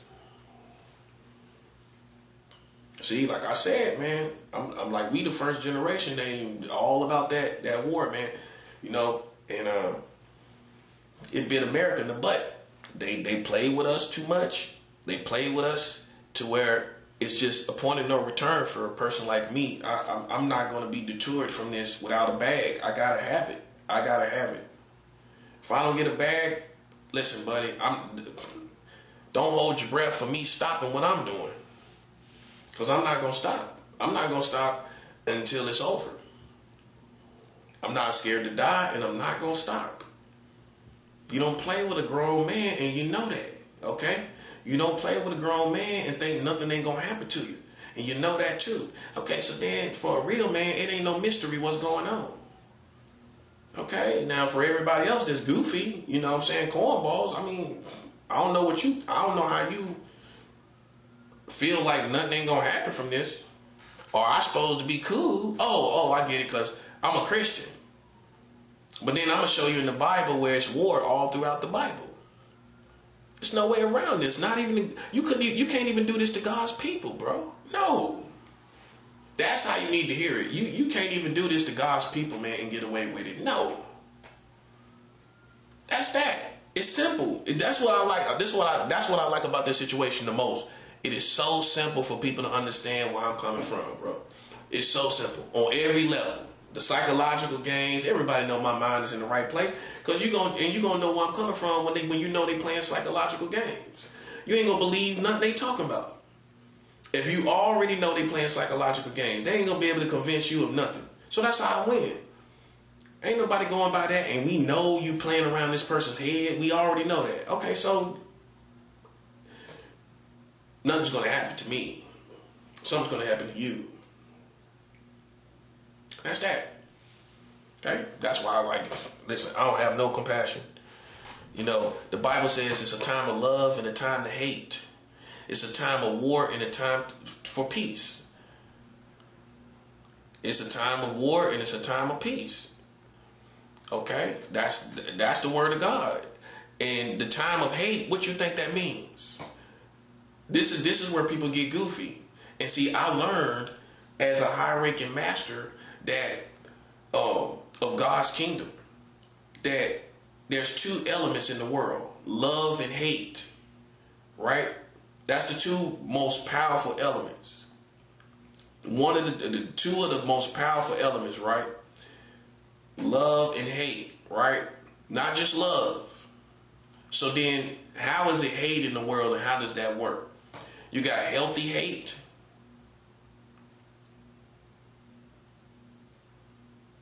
and you got toxic hate.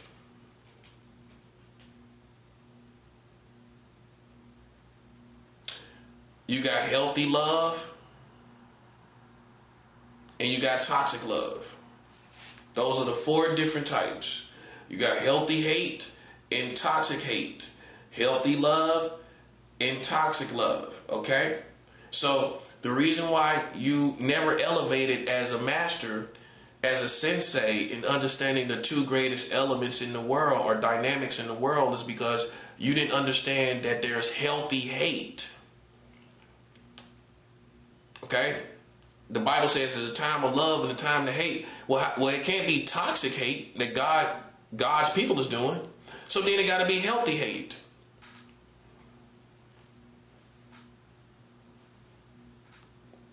It can't be, it's a time of love and a time of toxic hate. God's people ain't going to operate like that. So what is healthy hate? Healthy hate is to, by definition, to repel, to protest, to boycott, and to abstain from embracing. This is healthy hate. Healthy hate is to boycott, protest, repel, and refrain from embracing. And if you are a master, you become skilled with those elements of refraining from embracing people and communities, repel them, boycott them, and protest them. Us as black people, we practice healthy hate during the civil rights movement. That's healthy hate. It wasn't love. It wasn't love. It was healthy hate during the civil rights movement, which was to repel, to refrain from embracing the Americans, boycotting the Americans, and protesting the Americans. This is healthy hate. Some people in extreme situations stumble on healthy hate. But many people in different countries never mastered the understanding of the two most powerful elements, healthy love and healthy hate. Their philosophers all around the world only produce students of love. And only under extreme circumstances that people practice healthy hate. And it was hit and miss. They was not skilled with healthy hate, and they didn't understand it. Because all their teachers practiced philosophies of love. But you can't blame God, because his people, hallelujah, we got the two elements, the most powerful elements, not just love, healthy hate. Healthy hate is to refrain from embracing, repel, boycott, and protest. Because you can't get everything you need from love. No, you can't. That's why the Bible says it's a time to love and a time to hate. You can't get everything from love. You're trained to do it. Even in America, you're trained to do it. You're trained to just love, but you're being disrespected. You're not being treated fairly. You're being treated like a child. And you're still showing love. Nah, that's not how it works, buddy. You have to practice healthy hate, because toxic hate ain't gonna do nothing but make you sick. Stressed out all the time. You have to practice healthy hate. And how do you do it? You refrain from embracing the Americans. You repel the Americans. You boycott the Americans. And you protest the Americans and what they're doing.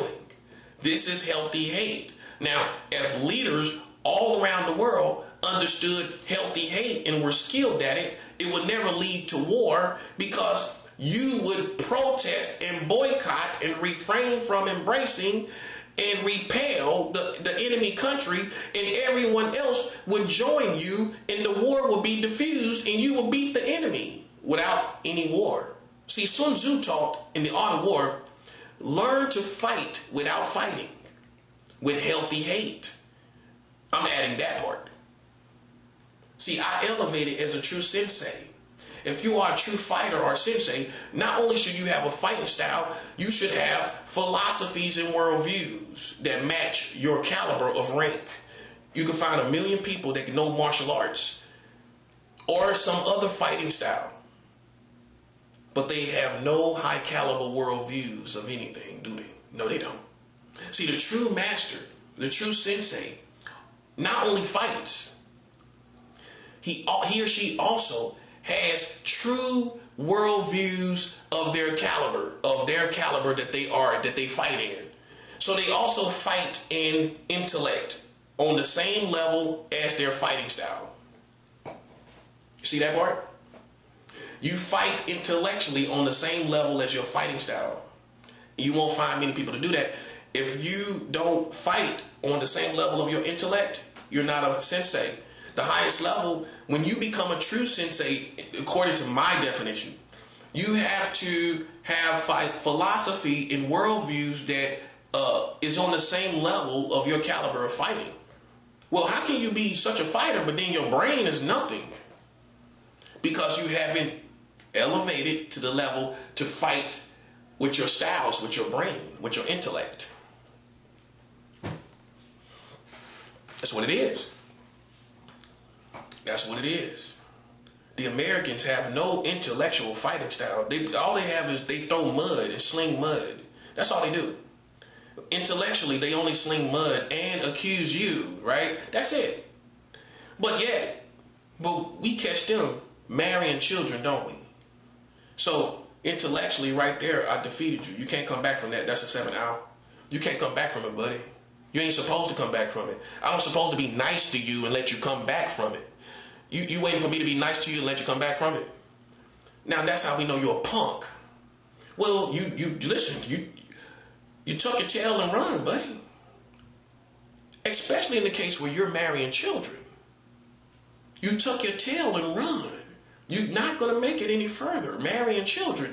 The Chinese in China do not marry children in the real world. The Russians in Russia do not marry children in the real world.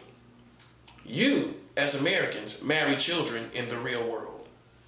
Russia doesn't do it. China doesn't do it. Those are my alliances. You are not better than China or Russia.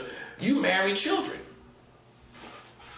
Now, back to hate, because that's what season we in.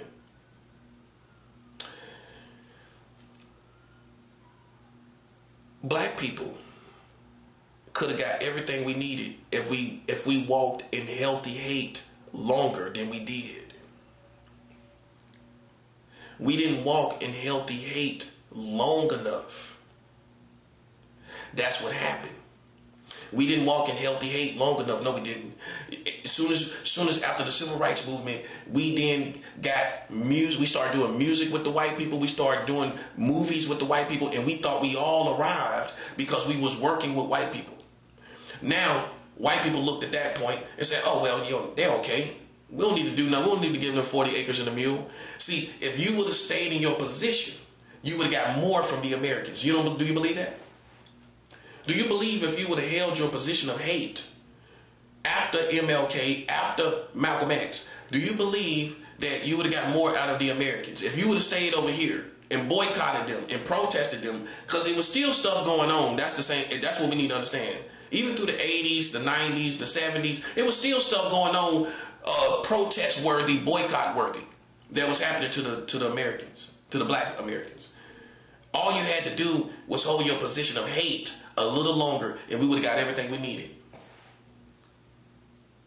Okay?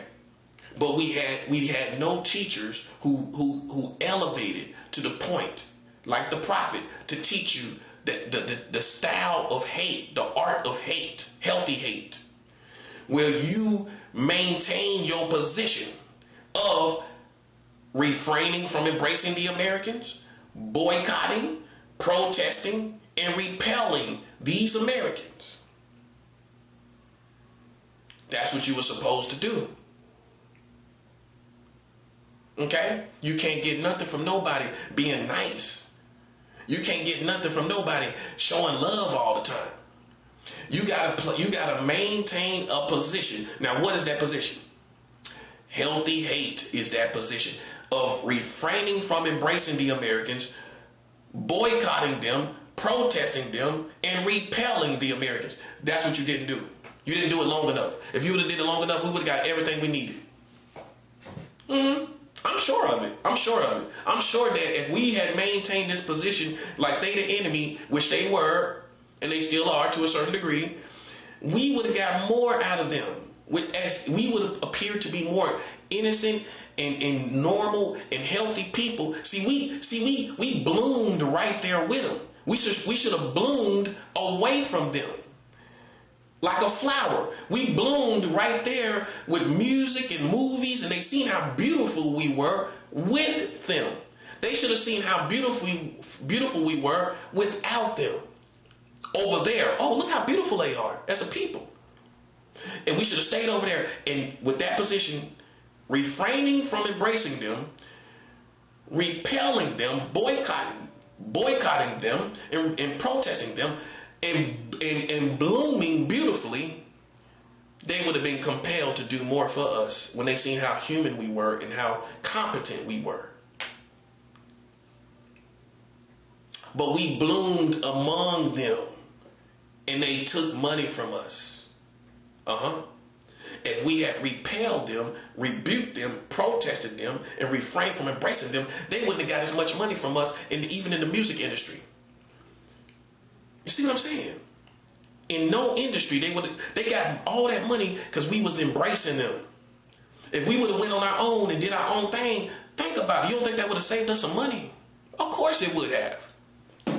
Because we would have started forming our own thing, our own companies, our own record labels. And we wouldn't have went to them at all for a quick record deal. We would We would have had pioneers that went ahead and started our own thing from scratch. And we had good music, so it ain't like our own people wouldn't have bought our music. See, what we needed, all we needed to understand is, as far as the record companies back in the day, our own people gonna support us. That's all we needed to be successful. And however we would have did it, whether we would have used the machine or we would have got out there on ground level, we would have got our money. And then at some point we would have made our own machine. See, that's all I'm saying, bro. So, you know, so I can talk to you intelligently about all that has happened here in America, man. That's all. I mean, as you can see, I got a timeline in my hand and in my head, and I know how things happen and the reason why things happen the way it did. For the most part, we didn't get everything we needed because we didn't protest the Americans, and we didn't show hate long enough. We should have showed healthy hate long enough. That's why I maintain my position. Is to see, and you might think I'm unforgiving. No, I am maintaining a position of hate. That's what I'm doing. That's what I'm doing. I'm maintaining a position of hate. And that's what it is. Okay? Until I get what I need. And you stay in that position and you're not bluffing. If you don't get what you need, you don't change your position. That's just it. You don't change your position.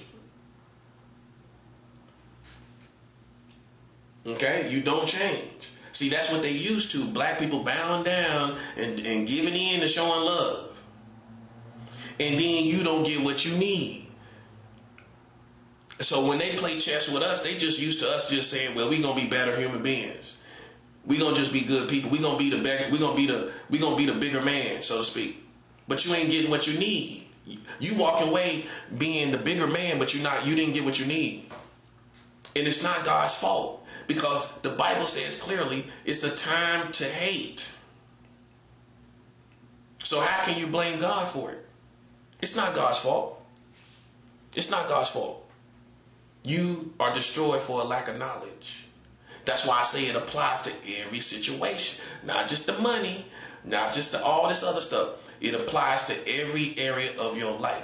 And you get destroyed if you walk around here showing love. And it's a time of hate. You're going to get destroyed for a lack of knowledge. It's a time of hate. It ain't no time of no love and embracing these people. And see, some of y'all, you ain't got the heart and the soul to really abstain from these people and not show no love and just refrain from embracing them. You ain't built to do it. You can't do it. And then guess what? You ain't gonna get what you need. Nope, you ain't gonna get it. You only gonna get taken seriously if you stay in the position of hate. You refrain from embracing these people. They ain't gonna take you seriously if you know, somebody show a little love and then you back over there like a little dog. Oh, they showing love. I'm going to go over here and wag my tail and be over here with these people again. They're not going to take you seriously. The only way you're going to get taken seriously by humanity is if you maintain your position of hate. That's how you get taken seriously. And I can show you any nation of people and any group of people. If you practice love, you're going to lose, buddy. You're going to lose. The first step when you have conflict with people is not love. No, it's already beyond that anyway. And they might not probably even consider it at the point of conflict. At the point of conflict is not when you show love. No. At the point of conflict is when you show healthy hate. The most skilled master shows healthy hate the quickest. The quickest. I'm repelling you. I'm refraining from embracing you. I'm boycotting you, and I'm protesting you way quicker than everybody else. And guess what that's going to do? That's going, without a physical war, that's going to shed light on who you are and what you're doing. And I didn't even have to kill nobody. You know why? Because I learned the art to practice healthy hate. See, if this happened all around the world, we wouldn't even have a whole bunch of wars. No, we wouldn't. Because soon as the conflict comes, you get in a position, with another country, you get in a position of healthy hate. You go into the matrix and you boycott and protest with credible information. Now everybody's like, okay, well, I feel that protest, that healthy hate. Look at that information. and then you repel them and refrain from embracing them, and other people will see it, and without a war even happening, the whole community, the international community, will see this country that was the problem as a problem for the whole community, and they will be diffused, having to surrender to the international community without any wars, without any physical wars. The reason why we have physical wars in our modern day and time, because men have not learned the art of healthy hate. When you learn the art of healthy hate, like me, right? You learn to refrain from embracing these people. You learn to boycott these people. You protest them and you repel them. Those are the 4 things you do.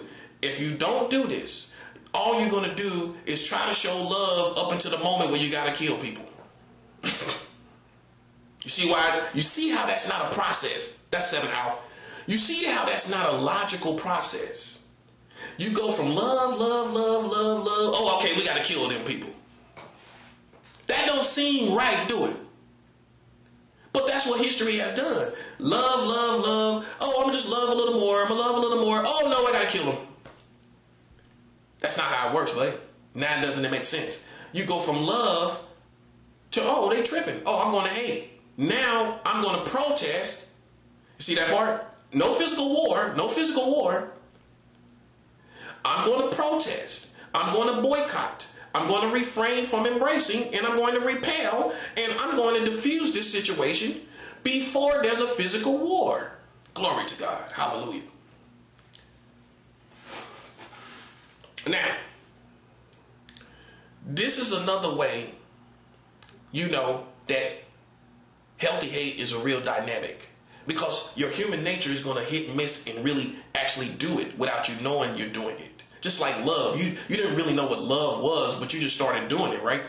Healthy hate is the same way, because your soul and your mind, your heart, and your just understanding is going to produce hit and miss healthy hate. And what we call that on the spectrum of healthy hate is tough love.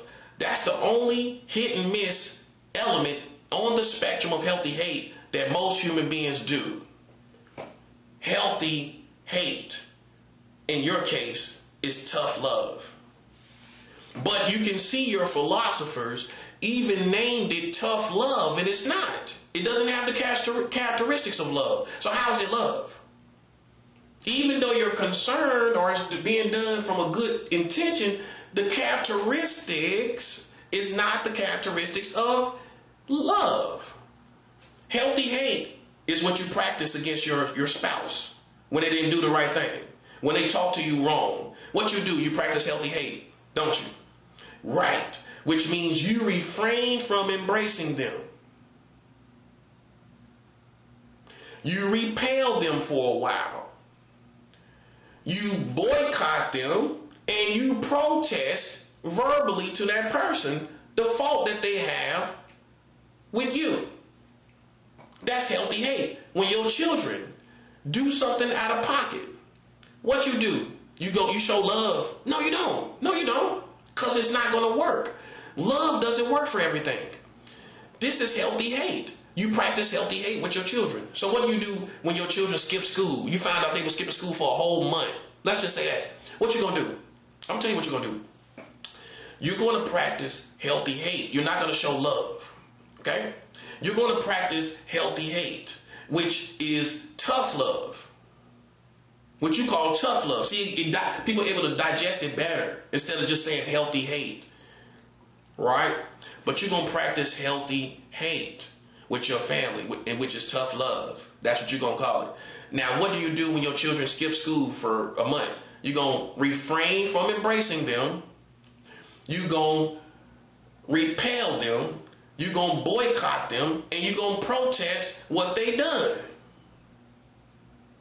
Protesting can be individual against individual protesting another individual. It's not just a collective protest against a collective problem or community or whatever. You can protest individually against another person, against another individual. That's what you do with your children. You protest them, right? and you don't let them go out you put them on punishment. And so how is that love? That's not the characteristics of love. What you are doing is practicing hit and miss, because your soul tells you have to do something. But it's hit and miss because you have not become skilled in healthy hate, right? You're not skilled in healthy hate. So you put them on punishment to give you what you need, which is your respect. See, healthy hate is not something you're supposed to walk around in. It's different from love. You're supposed to walk in love and have your being engulfed in love. You're supposed to be engulfed with healthy hate, right? But you put on healthy hate. You live within love. But hate, even as you interact with it, is different than love. You live and have your being in love. Your heart's supposed to be full of love. Your mind, your soul's supposed to be, your footsteps supposed to all be in love, right? But then comes a time where that doesn't work with other people and other human beings, whether they be black people, white people, Americans, all of them. So then what you gonna do? People gonna hold you to walk in love. You see what I'm saying? It don't make sense, do it? No, it don't.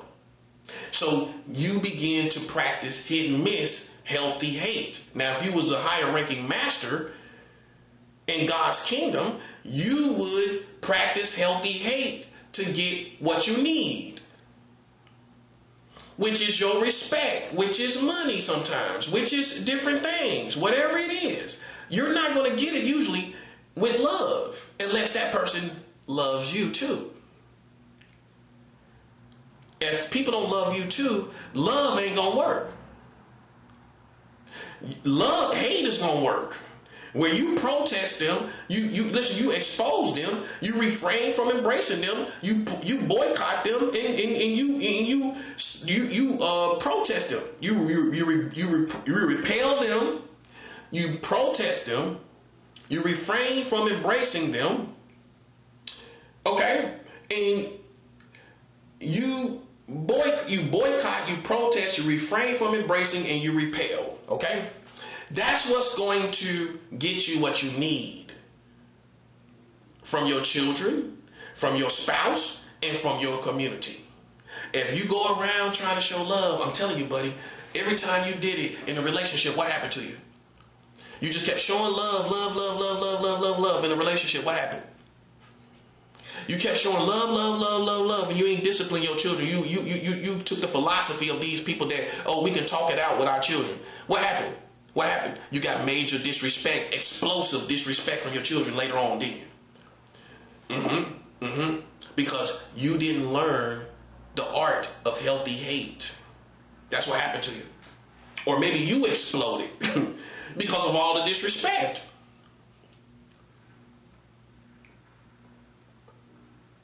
So the highest masters, just admit it, you didn't know this. The prophet, that's why the prophet is going to tell you stuff that you didn't know. Now, if you're arrogant, you're not going to admit it. You really was hit and miss with healthy hate. Yes, you was. And it's right there in the Bible. It ain't God's fault. Healthy hate is in the Bible. Look, it's right there. Look. Let me pull it up for you. I'll pull it up for you. It's in Ecclesiastes. See, now you're becoming the full master. This is why none of you merely became the full masters you were supposed to become. Nope. Ecclesiastes, the 3rd chapter. Everything has its own time, and there is a specific time for every activity under heaven. A time to be born and a time to die. A time to plant and a time to pull out what was planted. A time to kill, a time to heal. A time to tear down, a time to build up. A time to cry and a time to laugh.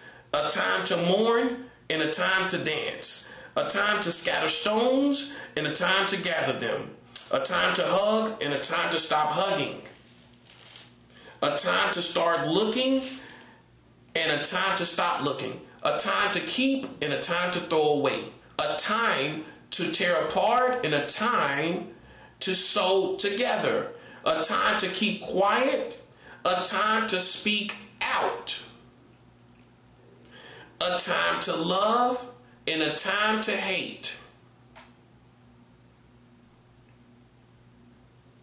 A time for war and a time for peace. You see? Right there.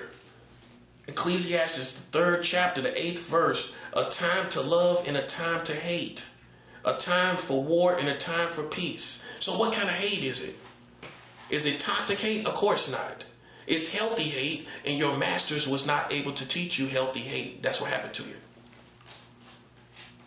And I can take this philosophy international and be respected and saluted international for revealing this. Because you can't find nobody else that's going to tell you just like that. Healthy hate. Go find somebody to talk about healthy hate. In the other 3 dynamics, which is toxic love and healthy love, toxic hate and healthy hate. Go show me somebody to pull all 4 together in the same sentence. You ain't gonna find it, buddy. That's what I'm telling you. Me as a prophet, I am telling you things, and you're not paying attention, that no one in the world is telling you. Go find them. That's what I challenge you to do. Go find somebody who's producing the same level of caliber of intellect that I am. The same intellectual property that I have. Go show me somebody with the same caliber of intellectual property that I got. That's a 7 hour. You can't do it. That's all I'm saying. It's time for hate. That's right. They play with you. They play with your life. They play with your well-being. They play with your character. They try to assassinate your character. It ain't no time or no love. It's time to stop embracing these people. It's time to refrain from embracing them. All this stuff going on, all this stuff down there in the Caribbean, it's time to stop embracing these people called Americans.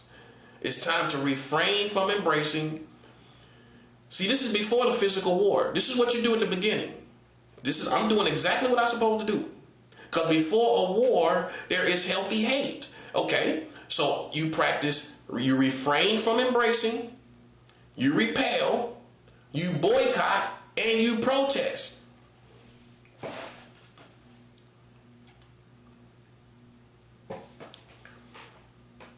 You do this to the Americans and you get what you need, buddy. I'm telling you. If you give in and all that love, they're going to say you good. Oh, no, you ain't got to get him no money. He good. Look at him. He chilling. He ain't mad no more. He's okay. He's all right. Are you all right? Do you feel all right? Listen, buddy. Listen. With all this going on, you feel all right. Listen, buddy. Listen. It ain't God's fault. Ecclesiastes make it very clear, the 3rd chapter. It's a time of hate. Okay? That's what time it is. Now, like I said, your philosophers, your senseis and teachers never elevated to the level of the prophet to show you the most 2 powerful elements and dynamics of life, which is love and hate. Healthy love and healthy hate is what you should always be operating in. Healthy love, healthy hate, healthy love, healthy hate. Boom, boom, boom, boom. You ain't taking no losses. All the losses you took out of life relationally, whether it was your family, your children, or your companions, I guarantee you was practicing love to a fault. You was practicing love to a fault. You didn't understand as a master how to practice healthy hate. I can write a whole book about this. If I did write a book, this is the book I would write. Healthy hate. You know what I mean? Because this is what people are missing. In their whole mastery, if you will. They haven't understood healthy hate. And their senseis, it's hopeless. Their senseis are in the same situation. And that's why the world is the way it is. See, if we moved with healthy hate before a war, things would get understood. Because see, all you got to do is bring in another party. You can't come to the same party in any kind of confusion. You got to go to another party and boycott them, protest them, refrain from embracing them, and repel them to the other party. They gonna come in and other people gonna come in and it ain't nothing you can do. It's nothing you can do. And now we diffuse the whole situation by getting to the crust of the matter, that you was the problem. And we got to the crust of that matter. And now we didn't even have to have a war, because you don't want war with the whole world. See, that's happening to America. America is beginning to experience, hallelujah, healthy hate. Because now all the countries are starting to protest, boycott, refrain from embracing and repelling America. And you think something strange happening to you. No, you're getting healthy hate. But see, for most masters, it's hit and miss. Except for me. I'm in my position. I've been in my position.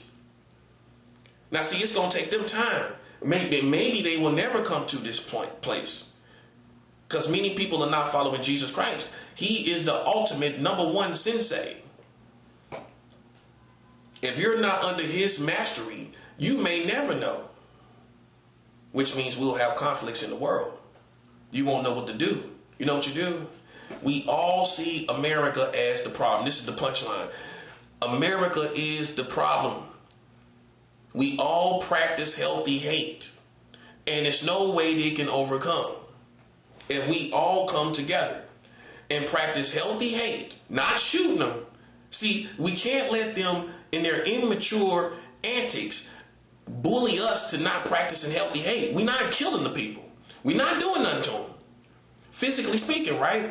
We can practice boycott, protest, refrain from embracing, and repel the Americans.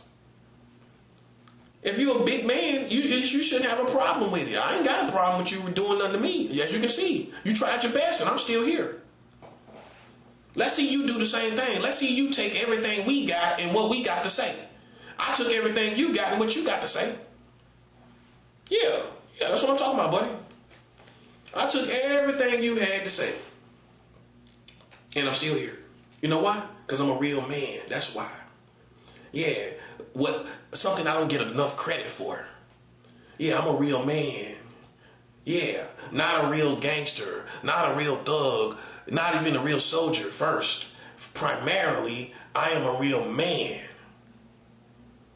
Let's see you do the same thing. Let's see you take this truth that you the problem. Yes, you are. You're all everywhere. Look at you.